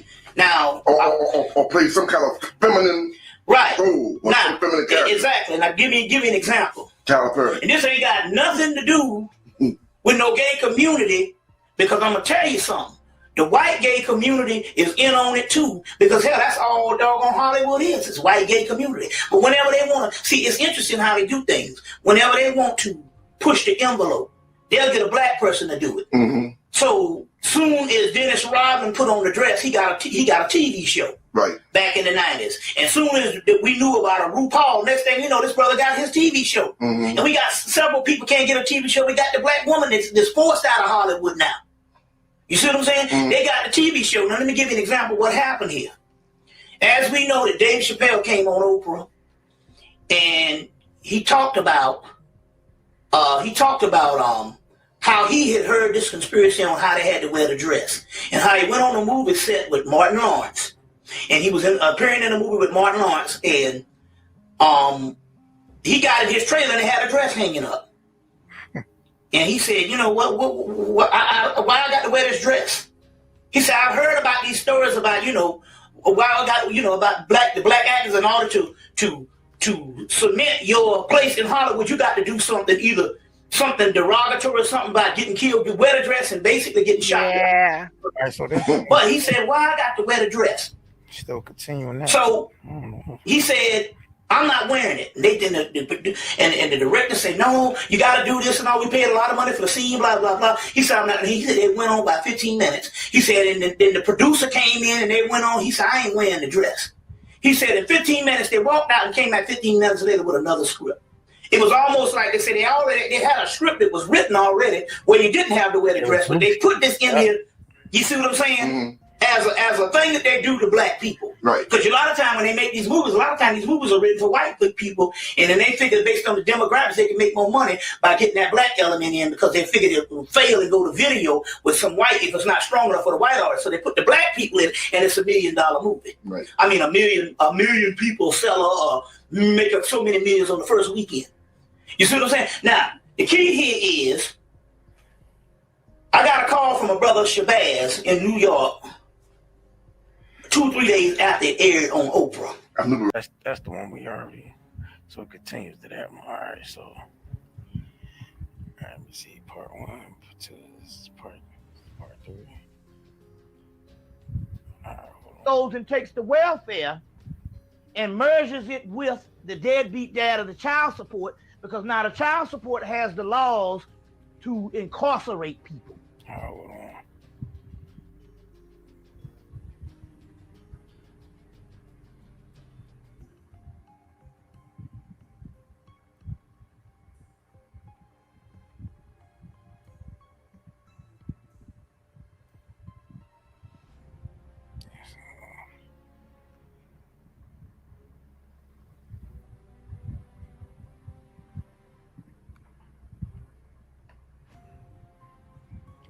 particular Please mindset smash that like button if y'all haven't already. much more Kirk severe gang. than what we Smash that like button. Please hit Because that a lot like of people, button. and I understand where you're coming from, where there's a lot of people saying, oh man, you know, we've been hearing all this black people talking shit about this white man. And man, why don't you give it up? But we must also take a part here when we give things up. What is the repercussions? The repercussions is they are killing each week 4,200 Africans die each week from AIDS. That's 600 a day. These are the estimates on July the 3rd. Right after, either during the time of George's visit to Africa. They say they're losing 600 South Africans a day. You see what I'm saying? To AIDS, that's 4,200 a week, and not a white South African is dying. See, they can front and say that these other African countries is coming down with AIDS because there ain't hardly no white folks in some of those countries. But my point here is, you mean to tell me you got an AIDS epidemic that breaks out in the shanty towns, and yet no other white South Africans got it? So my point here is, we can never say that we need to close our eyes and say, hey, live and let live, because the white man is going live and let die.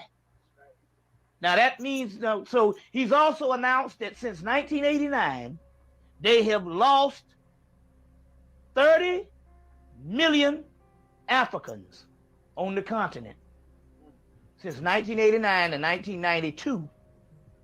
And they say they now have, 1989 to 2002, and they say they now have 35 million Africans HIV positive, infected. Why is it that the Africans on the continent don't see the white man conspiracy to kill them?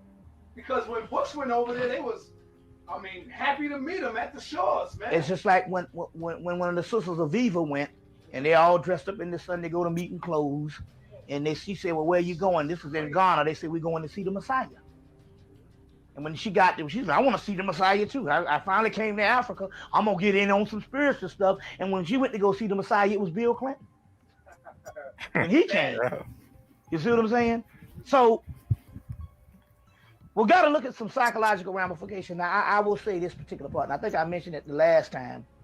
I got a chance to talk to, so every now and then every now and then this enigma happens.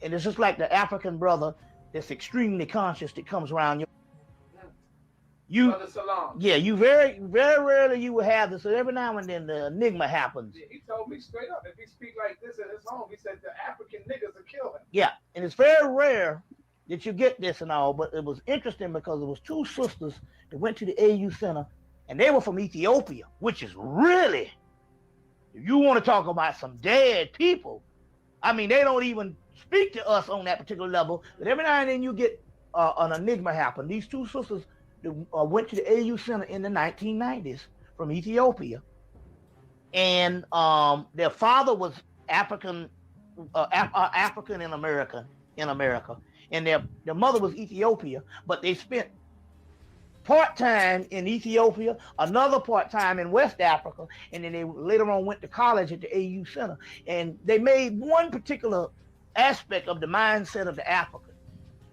And we were talking, she said, no, you got to understand this see, everything is based on your social mindset. Some things is a whole nother culture, and cultures think different.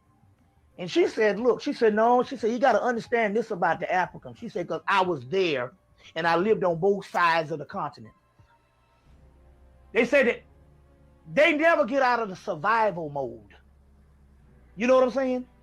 We have supermarkets and stuff, and although it's killing us with processed food and all that, we have convenience in this country that gives you enough time sometime to think on your own. But then when they get up sometime, these people, they have to, when you don't have processed food or stuff, you have to go to the marketplace and you have to get certain things just for a basic survival each day. So every day of their lives is a form of a survival mode based on the undeveloped aspect of Africa. You see what I'm saying? That is not conducive to modern civilization, although we know ancient civilization, they had their stuff together. So therefore, when you talk about an undeveloped aspect, just the poverty level alone, Yeah, finish talking. just the poverty level alone, the undeveloped aspect of Africa, they never come beyond the survival mode. You understand what I'm saying? So their mind, so the social aspect of their mind don't ponder conspiracy. That's what the sister, she said, no, you don't understand. She said, first of all, it's all black. So the whole concept of black against white, the white is still, and although he's a colonist, he's still seen as the visitor. So the whole concept of a conspiracy is different because you're talking about a people that's on such a survival mode until there's a certain amount of humility, not necessarily based on whether they're non-arrogant or not, but I'm talking about as far as a humble origin to the concept of this world brutal imperialistic machine doesn't even register in the mind. You see what I'm saying? So therefore, they see this breakout and stuff. And, remember now, they're not even privy to a certain amount of information. Let me give you an example. One brother, they took the book, The Egypt Revisited by Ivan Van Sertima over to Africa in the mid-1990s. They took it to Kenya. And what they did, they had one book, and they had almost 100 people that wanted to read that one book. So what they did is they took the book and split it in half and gave, let's say if there was 10 or 15 chapters, they gave 15 people a chapter and had them to memorize it. And each person would come in and teach that chapter orally to these 100 people. You see what I'm saying? To these particular 100 people or whatever they had in this group, and teach it orally and break it out into a classroom, compared to everybody getting a book and being privy to information. So like Dr. John Henry Clark said, the colonization of knowledge. You see what I'm saying? On that, and it's not far-fetched than if you go to Alabama. Now, yes, they understood racism in the segregation of Jim Crow form.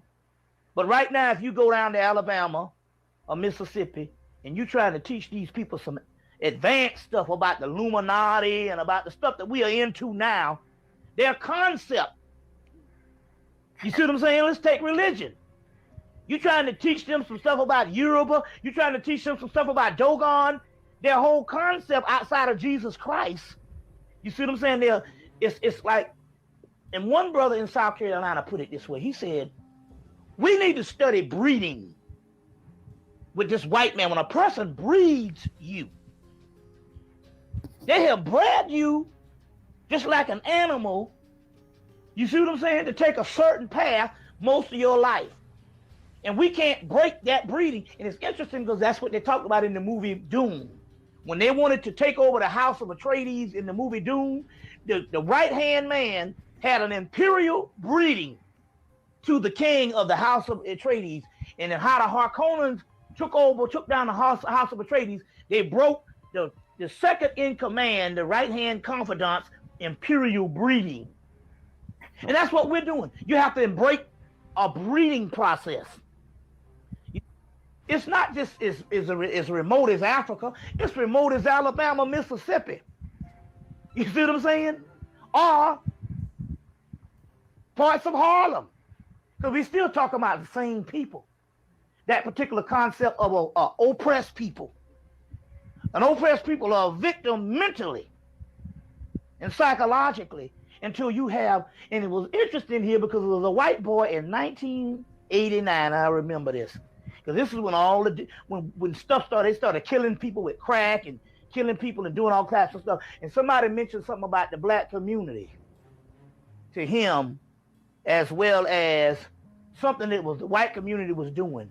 And the white guy turned around and said, man, he said, please.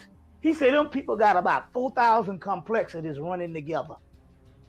And he was talking about the oppressed mind and how the oppressed mind has so many idiosyncrasies and complexities and barriers running together until it goes back to that one thing. Every day is a survival mode. In our case, we survive by going to the malls or going downtown Harlem and getting the new shit. 25th Street, getting the new stuff on the side, but it's still a form of survival. Ours just happened to be within the realm of capitalism and consumerism.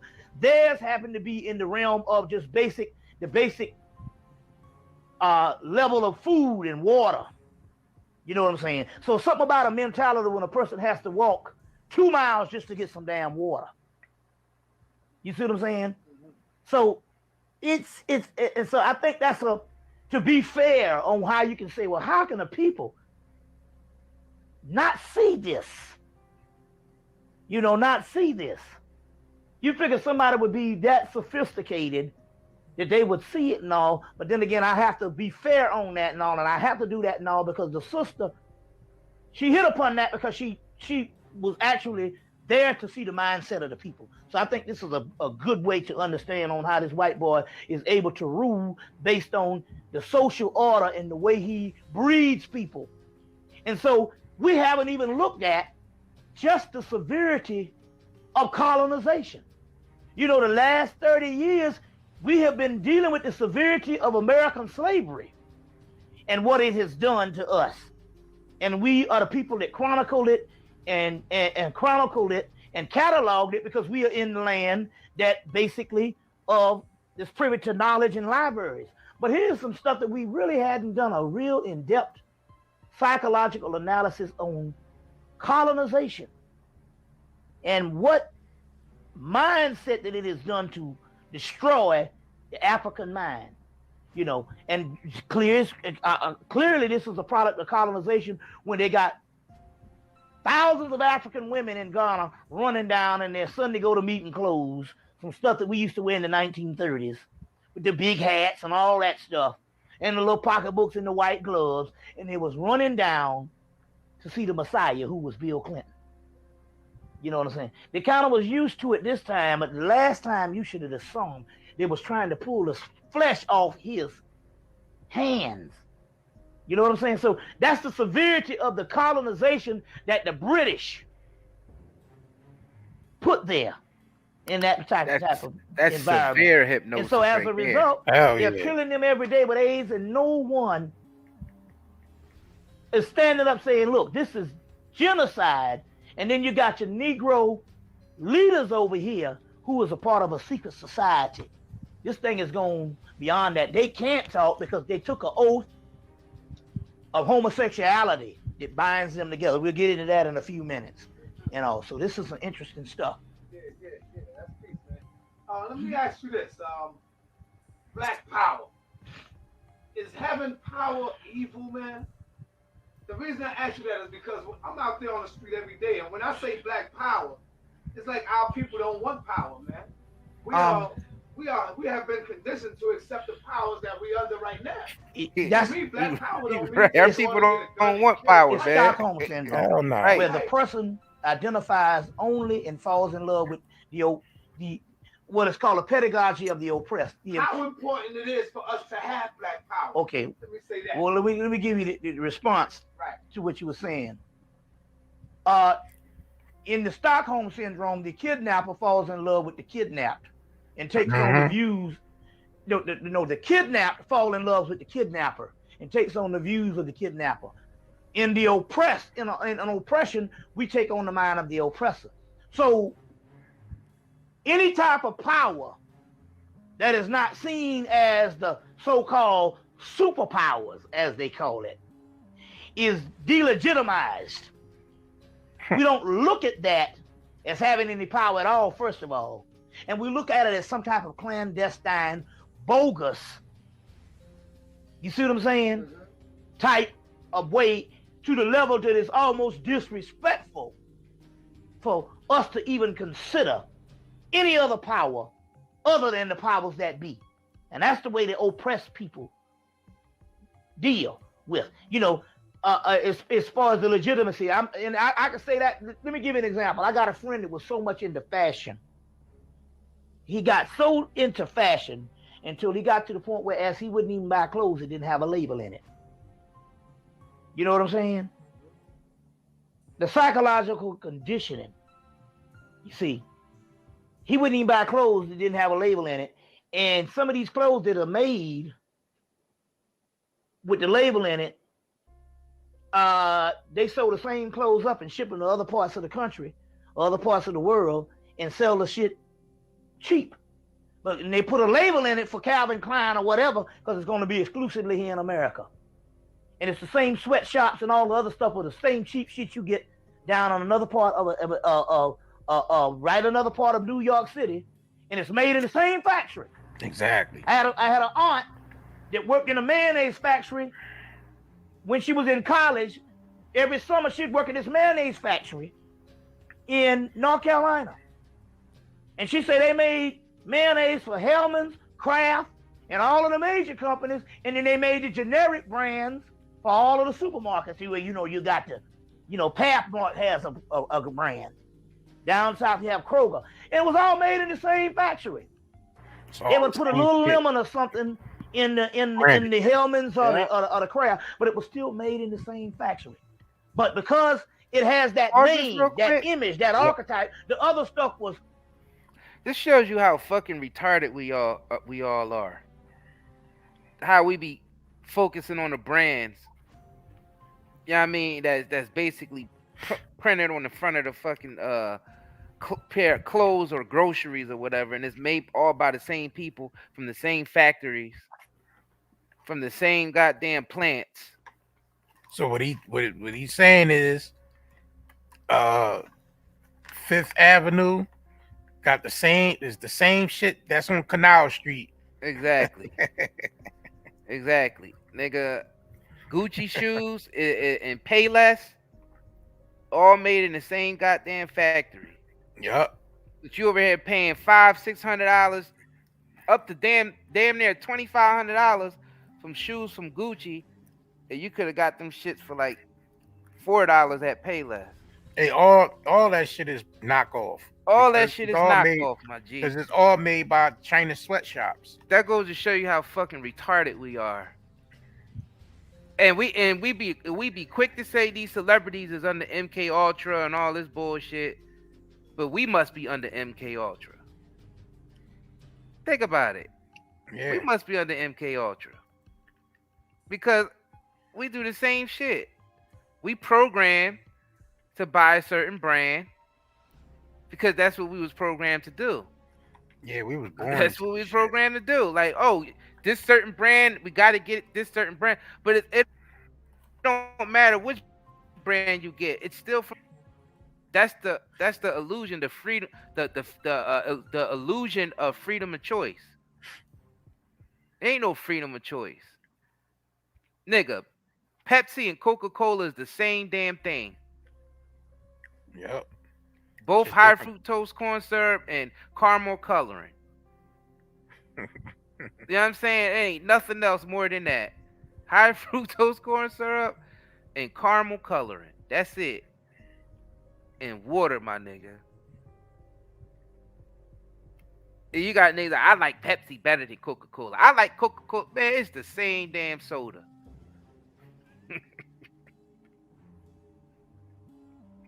Just like they might tweak one little small ingredient. One little teeny small, but it's the same soda, my nigga. Yep. Yup, it's all the same poison. So don't get it effed up. You know what I mean? The masses is under my control. Everybody. So it ain't just the celebrities that's under MK Ultra, nigga. It's the masses that's under MK Ultra. And that's don't forget, nigga. Hold on mind real quick. Eat your brains.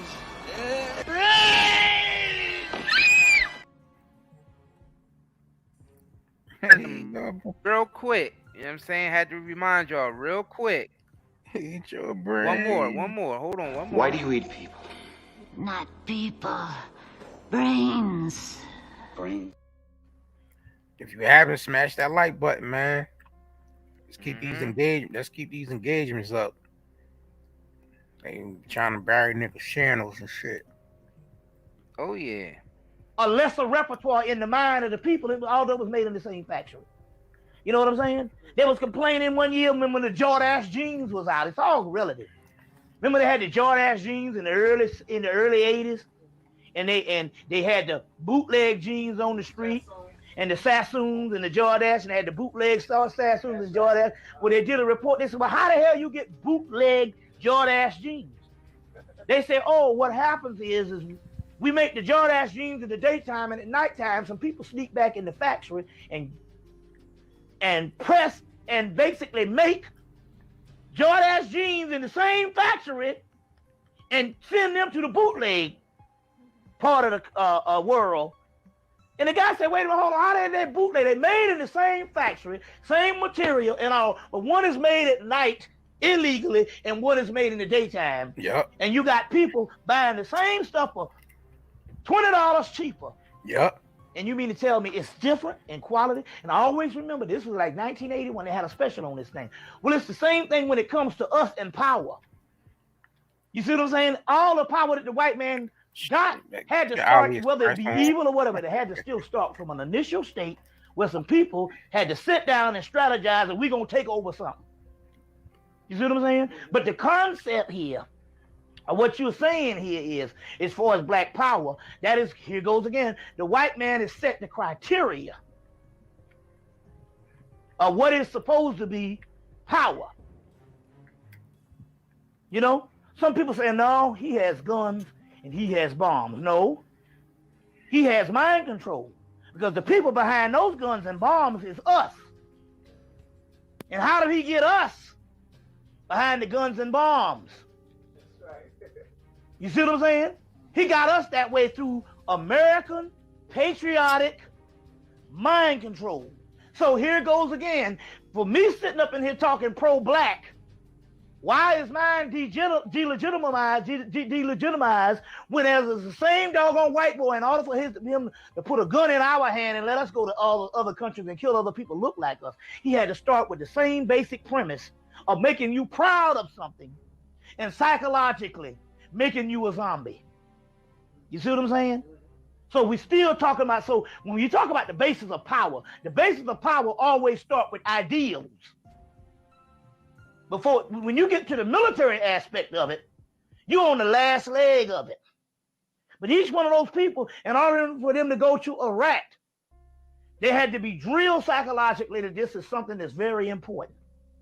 But as you know now, in Iraq, the morale is low, and these people are starting to question what's going on, and that's why they had to give you these two pictures in this thing, in here, of these two dead people, the Saddam Hussein's sons, which is basically, here goes again, two people laying down with beards and all this type of stuff, mind control. We don't bit more know that these are the same two people in anything.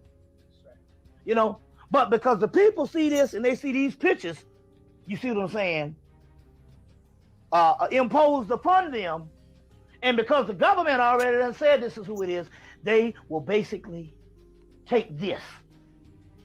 You see what I'm saying? They will basically take this. You know, now it's interesting here because the day they so-called say they killed these people, they asked the people in Iraq what did they think, and they all said, we don't bit more believe that in anything. Why? Because they are not privy to, or they are not subject to the daily grind of disinformation and propaganda that is given to the American public. So going back again, we're talking about a people, even when they are bogus in their power and really don't have power at all, they're able to capture the respect in the minds of the oppressed people. You see what I'm saying? Even when they're weak. Like, give you an example. They talk about the Roman government. The Roman government did one thing in its history. They killed people. That's the main thing that Rome is credited for, is they killed thousands of people in the ancient world. So much until it grew this legend. You don't go up against the Roman Empire. And the Roman Empire fell weak and was weak for 100 years before anybody went up against it because of the legend. And it was a group of people called the German Vandals. You get the word vandalize from. The German Vandals, who were illiterate, so they didn't know the legend, went up in there and kicked Rome's ass. You see?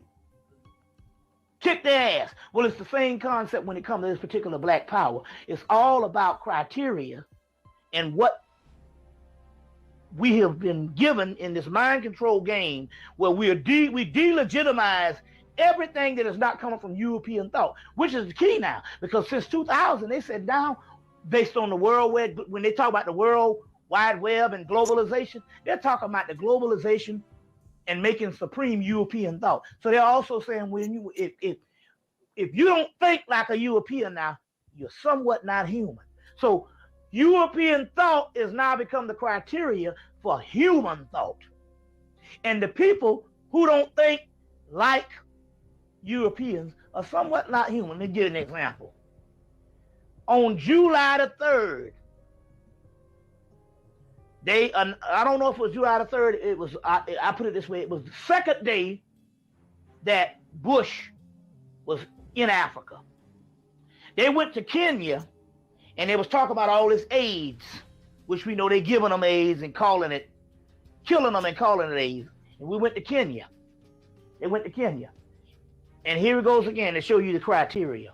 They had a black woman dying in the bed on ABC National News. They showed this on prime time. Hell, this is before prime time. This is fucking 7 o'clock. Prime time is from 8 to 10 o'clock. This is even before prime time.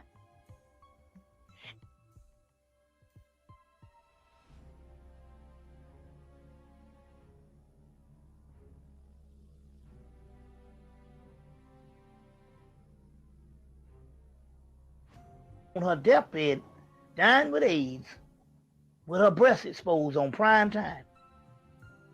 They wouldn't dare go to Croatia, Czechoslovakia, or wherever white people live in subhuman conditions based on war or whatever, and show a white woman with her breasts out on primetime TV.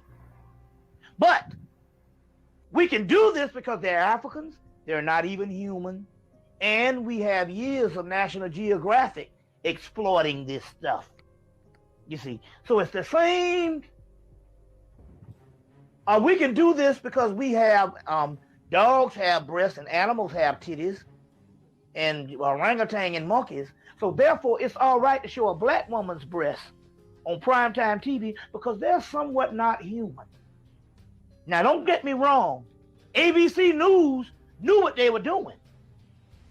This wasn't live and they just happened to catch a shot. This was all edited. They did it on purpose. You see what I'm saying? Not because they're thinking we are non-human. It's because they're trying to monitor us and see where our mindset is and why don't anybody complain about it. You see? And they're setting the criteria. So here's another example of what you're talking about here. They set the criteria. They set the litmus test. You see what I'm saying? Because they have colonized the standard of thought. They have now colonized the standard of thought. You see what I'm saying? So it's just like you saying, they got an ancestral African day on Coney Island, and they got white drummers out there. You know what I'm saying? They got white drummers out there. Well, it's no different. You go to a Native American powwow, and half the people jumping around is white people with feathers in their hair. When we know that most Native Americans was Eeyah's color at the turn of the century. You see what I'm saying? Now all of a sudden, they're looking like John Wayne. So it's the same concept here. It's the same concept here. So we're talking about white supremacy is in control. No doubt about it. Okay, let me ask you this then. The gay Boule. Okay. We have the gay Boule, the gay black political scene, and gay Hollywood. What do you know about that right there, brother? I would like for you to Well, take the time. first of all, Hold up. Yeah, I this would like really for breaks you it to take down. the time and to explain it to our audience about what is the gay boule. I'll go into that. What is the gay political scene? Well, I'll use this as the springboard. Two things going on here. Now, this guy here is undoubtedly gay. But here goes the white people again. Obviously, this has to be a personal picture. That's right. Or one that is not supposed to be used on the front cover of a newspaper when two people died. See, despite what you think about this guy here doing the shooting, another guy died in the context of this, which just so happened to be good friends with this guy. And which leads us to that whole political part I'll get into in a few minutes of where there's already been made mention that this was a lover spat. But before I get into that, I want to get into this particular part. What does it tell you about the mindset of a people that had a horrendous death, two deaths? Yeah, horrendous death, two deaths on July 23rd, which is key. That's the African New Year in ancient Kemet and the rising of Sirius. So we also have some type of conspiracy going on. I'll get into it in a few seconds. But I just want to talk about this. Why would they put this on the front page of the New York Daily News? One with Nate who might have to holler at you about them DVDs. Oh, my man here, you know what I'm saying? Sporting some butt crack. Bottom off your hands. And some damn copies of them Jones. Plastic yellow pants on. Because see, they not only just talk about him. They That's talk right. about the Hit black us up. man. Hit us period. up. When they do things Email like us. that, It's all a part of a propaganda of dehumanization. right. Not dehumanizing the killer, but right. dehumanizing the black man and black people in general. That's right. You know what I'm saying? Now, another person died in the context of this, so why are you going to make mockery in a certain condescending way the next day? Now, first of all, it was a ritual that's going down, and this is nothing but MK Ultra, the Manchurian candidate, where they could just give a person a phone call and he go and shoot up the place and kill this other councilman, James Davis. you see, kill this other councilman, and his middle name is Boaz, which is a Masonic symbol and a Masonic genealogy of Boaz and a pillar, you see. And so they would do this, and they would put this type of thing on the newspaper, and the New York Daily World is supposed to be very serious, and they would put this type of thing on. This is not by mistake that they would do something like this, and and then they would show another picture of him, and this will let you know, okay, let's say it was one picture, we got this picture with his shirt off. Well, why is it that the next picture they show of him, he got his shirt off again? Which means they're trying to play on something that is going on. You see, his shirt is off again in this particular part, and he's all exposed. So this lets you know that they're trying to convey a certain thing, a certain image, and all. But but it's not by mistake. Why didn't they put this one on the cover? It's a lot decent, but I'm just trying to say this type thing here is still a ritual to make mockery, and we don't get it. We don't get this particular part. You see what I'm saying? But this dehumanizes both people, because they are also insinuating that this was a lover spat. Also, and it very well could have been. But this is how they do things based on this. But it's also still going back. Now you got to understand that why did it happen on July 23rd, which is in case the African rising of Sirius, the star Sirius, and the African New Year for most of the ancient world, and the New Year for people in the ancient world, period. But not only that, remember, and I've been saying this since 98, that you must understand that whenever they do this during the summer solstice, it is for distraction. Whenever this happens during the summer solstice, it is always due to distraction. The Abner Luima thing happened during the summer solstice. This is always for distraction. When they would put this type of this aspect on. It's just like this Kobe Bryant thing we'll get into in a few minutes. It's nothing but distraction. Why did they sentence him during the summer solstice? Because they know that during the summer solstice, let me explain out there for the people who don't understand, that black people are closer to not only the star Sirius, but the cosmos, but the production of melanin is at a higher level during the summer months. It's a rebirth of the human spirit. R. Kelly and Kobe Bryant next to each other. And so black people having the highest form of melanin, they have to put certain things that give you a conversation so you can be locked into foolishness so that you can miss some certain things. Because remember now, if the radio station goes off, somebody might start to think. So this is a form of propaganda, which leads us now back to the gay thing.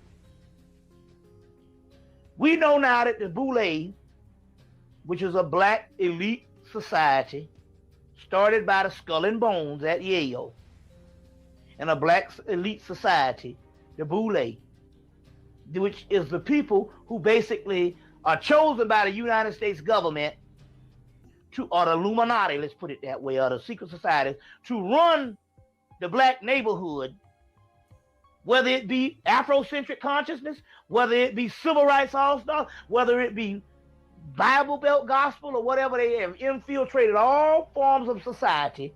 The Boule, Sigma Pi Phi fraternity,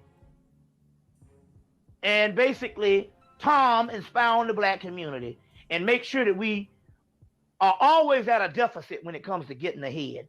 We are marginalized when it comes to rising to our own aspect because we always have this infiltration and this agent community that is not someone that's infiltrated amongst the grassroots, but the very heads of policymakers. So when you say the Boule is like the black elite? Yes. The black elites that try to prevent black people from exactly. Okay. Exactly. And whatever time that black whenever we do get some crumbs, it is always guided and controlled by the Europeans, and they make sure that we don't govern our own selves. You see, even when we think we're making a decision, the Boule and the government is behind that, because the first rule in the occult technology of power, which is the Illuminati handbook, is always be a part of all groups, fund everything. We fund the radical and the conservative. So even the most radical, a lot of times, have infiltration and can be backed by the same ruling powers because they really don't care, because they're a secret society. So they even fund the radical. This is a form of mind control. So the Boule, but what is the code and the key that will keep a people year after year since it's been established in the early 1900s, to keep these particular people in secrecy to the point that we only hear about them in the 90s. And they continue to do these things. That is because they go under the same level of the people who started them, which is the Skull and Bones, which is the same ritual, whereas you have to have sexual intercourse with the other man, and that is your secret. That is the thing of yours. The La Costa Nostra, when they say this thing of ours, is the word for La Costa Nostra, this thing of ours. Well, what is this thing of ours? You are sworn to secrecy because of a homosexual act. So this is why it's so ingrained and rooted on such a higher level, because I fuck you in the ass, and therefore I always have this on you. And so therefore our secret, you see, can always stand. Now remember, now this is not out with the gay homosexual ring, whereas you homosexual ring, whereas you gay and somebody screwed you and everybody, and you're out of the closet. There's no secrecy in that. These are for upstanding members of society, so on, quote unquote, that stand to lose everything because of the families, because of the whole social order, if somebody found out that they're gay.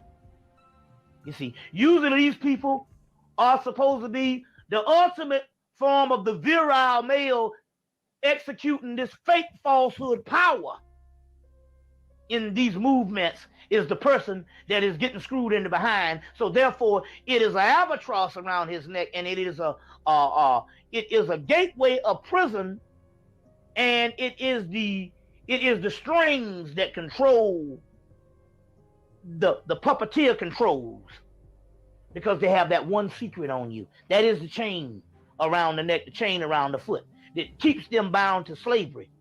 You see, not because of the gay thing, but because of the type of people that are locked into the social order of taboo. These are supposed to be virile, straightforward men that run the society.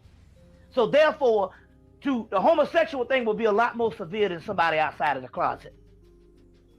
So this is something that is even greater, and they make sure that in order to come a part of that society, you got to go through the rites and passages and the oath, and this oath is Dookie love, or the Hershey Highway. That Diddy Dookie love. You see what I'm saying? Now this thing goes beyond that. In 1986, I came to Atlanta. I went to Clark College at that time, before it was Clark Atlanta University. They have at the schools, there's 5 schools there, but they all take classes. At that time I was there, they all take classes at different parts of the AU Center. So the people from Clark will go, I take a class at Spelman, or you could take a class at Morehouse, and it was, and so it's an intermixture of classes you can take all over their different schools. So it works like the regular white university, although the white man won't let them come together as one university. They got to be separate schools.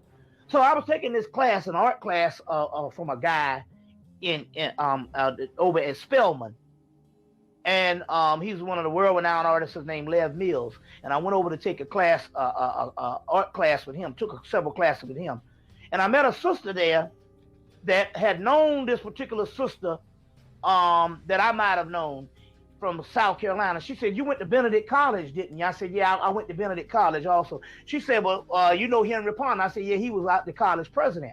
She said, "Well, one of the girls just graduated from Spelman." I said, "Yeah, she was in high school when I was a freshman."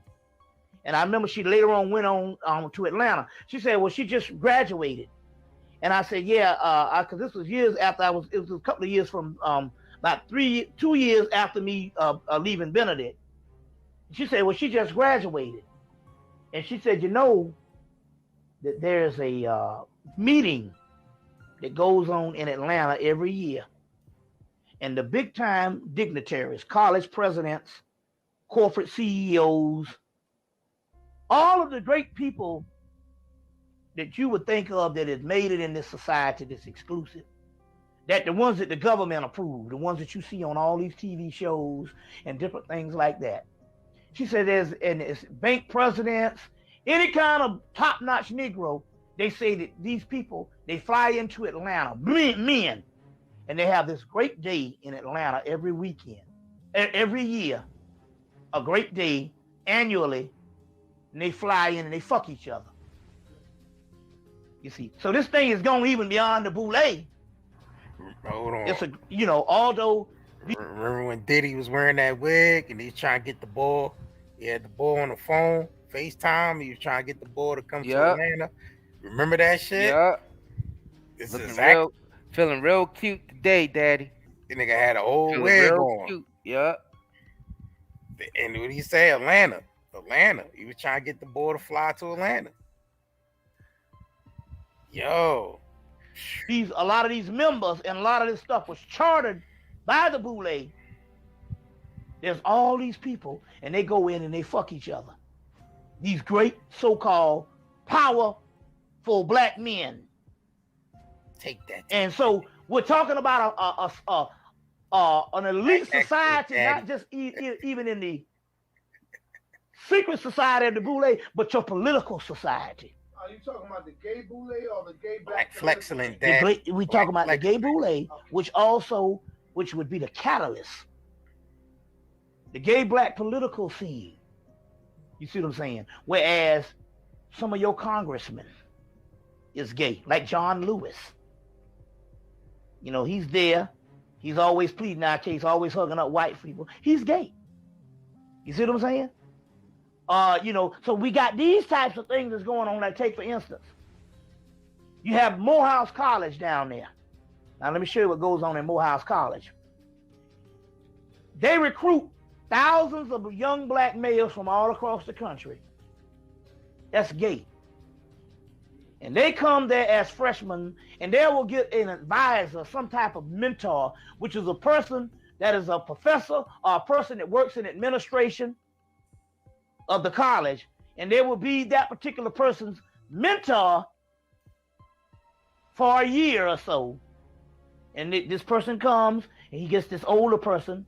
It's like that Greek thing. They have these older men that come with the young boys, and they will get with these young freshmen, and they basically would initiate them into a cultural homosexual society. And they have these older mentors, and they get these young guys, and it's an entire gay system that goes in Morehouse College. Not saying that every guy goes there that's gay, but it's a gay system within the college that's sanctioned by the college. And they induct these particular people into an elite society of gay ronees, as a new race to put it. And this elite society will be world rulers with their postgraduate secret society, the Boule, but it goes even further than that. So now y'all understand why Atlanta is the way it is. And why so many men down there is you know what I mean? Fred G. Sanford, hand gotta shake, do the hand gesture, you know what I mean? Mm-hmm. That's why y'all understand why Atlanta the way it is. Mm-hmm. You know what I'm saying? You understand? Yep. Now on the regular college campuses, you have your regular fraternities, Kappas, Qs, Sigma Phi Phi, Zeta Phi Beta, and the sororities Delta and AKA. That's your regular college campuses. Well, on Morehouse College, which is an all-male college, they have an underground secret society called Deltas and AKAs, which is a woman's fraternity, a woman's sorority on the other college campuses. There's an underground sorority for men at Morehouse College called the Deltas and the AKAs. It's an unofficial sorority that they, as undergraduates, join, and it's secret. So the Deltas and the AKAs is one of your top fraternities for black women on co-ed campuses and all women colleges. In Morehouse, which is an all-male college, they have a sorority of Delta and AKAs that's unofficial. It's not connected with the AKA sorority, but it's their own little secret sorority where they have the Deltas and the AKAs right there at Morehouse College. So what you got is you breed a whole homosexual infrastructure that will be the tomorrow's black leaders that the government can also step to, and they can be vulnerable because this thing of ours, based on my social aspect, I can't reveal to the public. So therefore you can control these people. So therefore it leads into the political structure. Now this also leads into the political structure. Now in everyday life, this is a cell that branches out to everyday life. Before I get to Hollywood, I'll get to the part that's everyday life based on what goes on in America. In America, the black guy that's writing a book on it is called The Down Low Male. The down low male is a black male that comes from a society where laws are taboo still when it comes to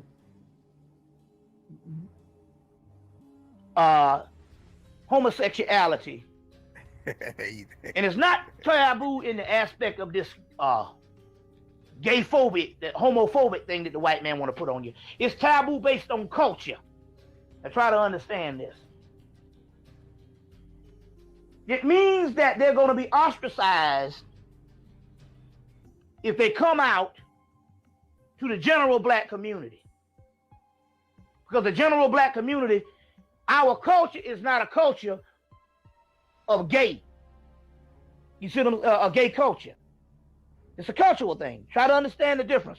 This is not homophobic. We're not hating homosexuals. It's just in some cultures, although there could be mass homosexuals in the culture, it's still taboo to be gay in the culture based on our historical background as coming from a heterosexual society. You understand where I'm coming from? That's a disease, man. That's a sickness. Well, let me explain. We have to treat it like that. That shit is not normal, man. Let me explain this to you. Not for us. Now check this out. So as a result of it not being a part of our culture, you still have black men that don't have the choice to come out of the closet, because this means that they will have to step outside of our culture, which that is still taboo. Despite we know different gay people, it's still taboo compared to where it's readily accepted in white communities now. You don't say nothing about a white faggot. That's right. You see what I'm saying? Or your ass is in a sling. You see what I'm saying? So, here you have these black men. And we're not talking about the gay Hollywood now. We're not talking about gay political and the Boule. We're talking about individual, and this is real big. It's called a down low male. It's a gay in hip hop as well. Okay, we deal with that too. Okay. It's called a down low male. We'll deal with that with the Hollywood thing. Yeah. And the down low male is a person based on taboos. He himself does not consider himself a homosexual. Although he may go and engage in homosexual acts, he's saying that's just a sex act. It's like a role-playing game. You see what I'm saying? It's like, I'm not a homosexual. So this is a form of a sex act. It's a different. He's not a part of the homosexual lifestyle, as he says, but every now and then he will go and engage in a homosexual act. And in their mind, psychologically, they're not homosexual because of the culture they come from. So although they will be married and will have girlfriends and have children, every now and then they will go and get fucked up their ass. That doesn't make them a homosexual. It was more of an experimentation or more of an art form that they can take on with that, Mr. Hammett, and get out of, and don't have to be a homosexual. This is all a psychological phenomenon, and it's called a down low male. As a matter of fact, there's a guy that is writing a whole book on this thing called On the Down Low. And I know in 2001 he was supposed to be finishing up this book, but I don't know. I haven't heard anything on it. But the concept here is, in their minds, they don't think of themselves as homosexuals. Although they might go and deal with a homosexual act, they never think of themselves as homosexuals. You see, based on the psychological ramification of the taboo culture. You see what I'm saying? They must always mask that. And whatever they do, oh, that's just an act. That's whatever a form they of an engagement. But I'm not a homosexual. You see what I'm saying? So this is another part of the society called a down low male. Whereas another thing, these are people. Make sure y'all hit that like button, man. Keep running those likes up, y'all. They hate women. These are mostly men that have a lot of women. And the reason why they can get a lot of women is because of the psychological aspect of a lot of black women that have been trained that the only person that they truly like is a person that treats them a certain aloof and with a certain heavy hand, aloofness, and a certain disrespect in a way, because they have been trained in this society that kindness is a level of weakness. You see, and most young black girls will tell you, and most older black women will tell you, when I'm young, oh, I don't want no fucking nice man. I despise a nice man. because that's looked on as weakness. So this whole hard thing, being hard, you see what I'm saying, is looked on. So they're looking at a physical aspect of strength and mistaking that as being strength. And when a person is kind to them, they mistake that as being soft and weak. And it's only when they get in their mid-40s and in their 50s and they realize, I can't really put up with a fucking damn person that's not nice now. But too often it's a little too fucking late. Facts. You see what I'm saying? Because not because their bodies are falling apart. It's just that the gap of available men are not out there anymore when it comes to males, because they're either dead, can't function. You see what I'm saying? He's mad at Or socially married. He wasn't. Or gay. James wasn't the only one saying that. But it's often too late. But the young girls, they want a hard nigga. And this don't have nothing to even do with the hip hop culture, because this has been going on for years of what we think. So therefore, the down low male could be the one that don't really give a fuck about him. He could be the one that can succeed with multiple women. You see what I'm saying? And be misconstrued as being very masculine and hard. And they have a hatred for women. But the society say, I have a hatred for women, but my social persona, I wouldn't dare be caught with a man. At least not openly. You see what I'm saying? So this is a part of a down low male. Take that. Of a down low male and stuff. Okay, but now somebody said that sound like 50%. So-called community, you have a lot of young women now, 14, 12 years old, coming up gay, brother. What's up with that? Is that genetic? Is it okay, now let me explain that to you. And you know how you can tell if they're gay or not? They wear their colors. They have rainbow colors, and they coming out the closet like it's all right. I'm gonna say something, and I'm gonna come to the defense of two things. Because there's two aspects. The woman situation is a little bit different, because a man has to actually engage in sodomy to carry out his act. You see what I'm saying? In this case, because the woman basically is dealing, the first level is oral sex. You got two phenomenons. This is very interesting stuff that we talk about here, because we all need to put this stuff on the table. So we're not being disrespectful. We're saying that we're dealing with sociology here. If we don't deal with the sociology of our people, nobody else does. So it's left up to people to come in and deal with the sociology, for people to just try to understand what the society is actually going on. It's a case study. Okay. Now, dealing with the women. Somebody got it. Because the male has to engage in sodomy. There's two phenomena that is going on, and it's been very prevalent. But I must come to the defense of this what's going on, because it's much more open. Kick somebody out by accident. To understand this on the social aspect, you got two aspects that's going on.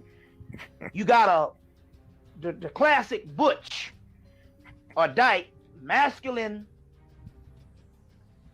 female who doesn't want anything to do with a male based on what makes homosexuality, whatever the deal here is. They are the classic butch, or that male type of entity that is a homosexual in the aspect that it is completely never going to be with a male. Okay. Then you have, very interested in the female community, you have a female that sometimes is turned out by this particular masculine butch type of male, female, male, she-male, put it that way, that in so many words is not necessarily homosexual or lesbian in the classical sense of the term. You got some women that's caught up in, and I'm gonna give you some social examples. That's caught up in some type of experimentation. This is going, and I say this because this is going on college campuses and in high schools. And they're caught up in some type of experimentation based on a vulnerable situation. Go through this cycle.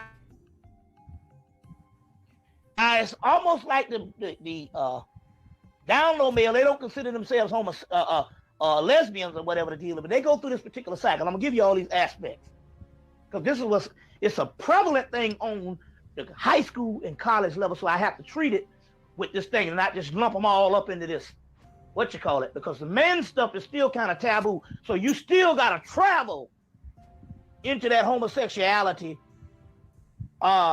You see what I'm saying? To get there, you have to literally want to go there because it's still kind of taboo. But the woman's thing here is a little more prevalent. You see what I'm saying? Based on the sociality of a woman in the first place. All right, y'all, we're going to stop it there. We're going to continue this thing tomorrow. Make sure y'all smash that like button, please. Make sure y'all, everybody, please hit the like button. Share this if you can. We're going to continue these drones. Definitely going to continue this. You know what I mean? This interview was actually by Brother Sidnetta. So y'all can subscribe to House of Consciousness channel or Sidnetta TV because he did these interviews with Brother Hemet. A lot of gems in these interviews.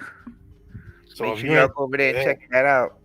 Yeah, if y'all into the knowledge of shit, Sidnetta be having all types of different religious debates on there. Yeah, all types of stuff. So if y'all ain't familiar with Sidnetta channel, y'all can go subscribe to him. Yup. And shit. Oh yeah, and all the CBD cigarettes is back in stock, y'all. The mint, everything. So make sure y'all head over to the nightandaycbdhub.com if y'all haven't already. You need those soaps, those body oils, the hair care products, skin care products. We got it all. Head over to nightanddaynetmarket.com. Yeah. The links to the websites is pinned to the top of the chat. And it's going in the chat. You know what I'm saying? Shout out to y'all, man. Appreciate y'all for coming through. We're gonna continue these, you know what I'm saying? Continue these breakdowns. You know what I'm saying? So we'll be at y'all tomorrow. Shit. Hell yeah. Tomorrow. In case I don't see ya. Good afternoon, good evening, and good night.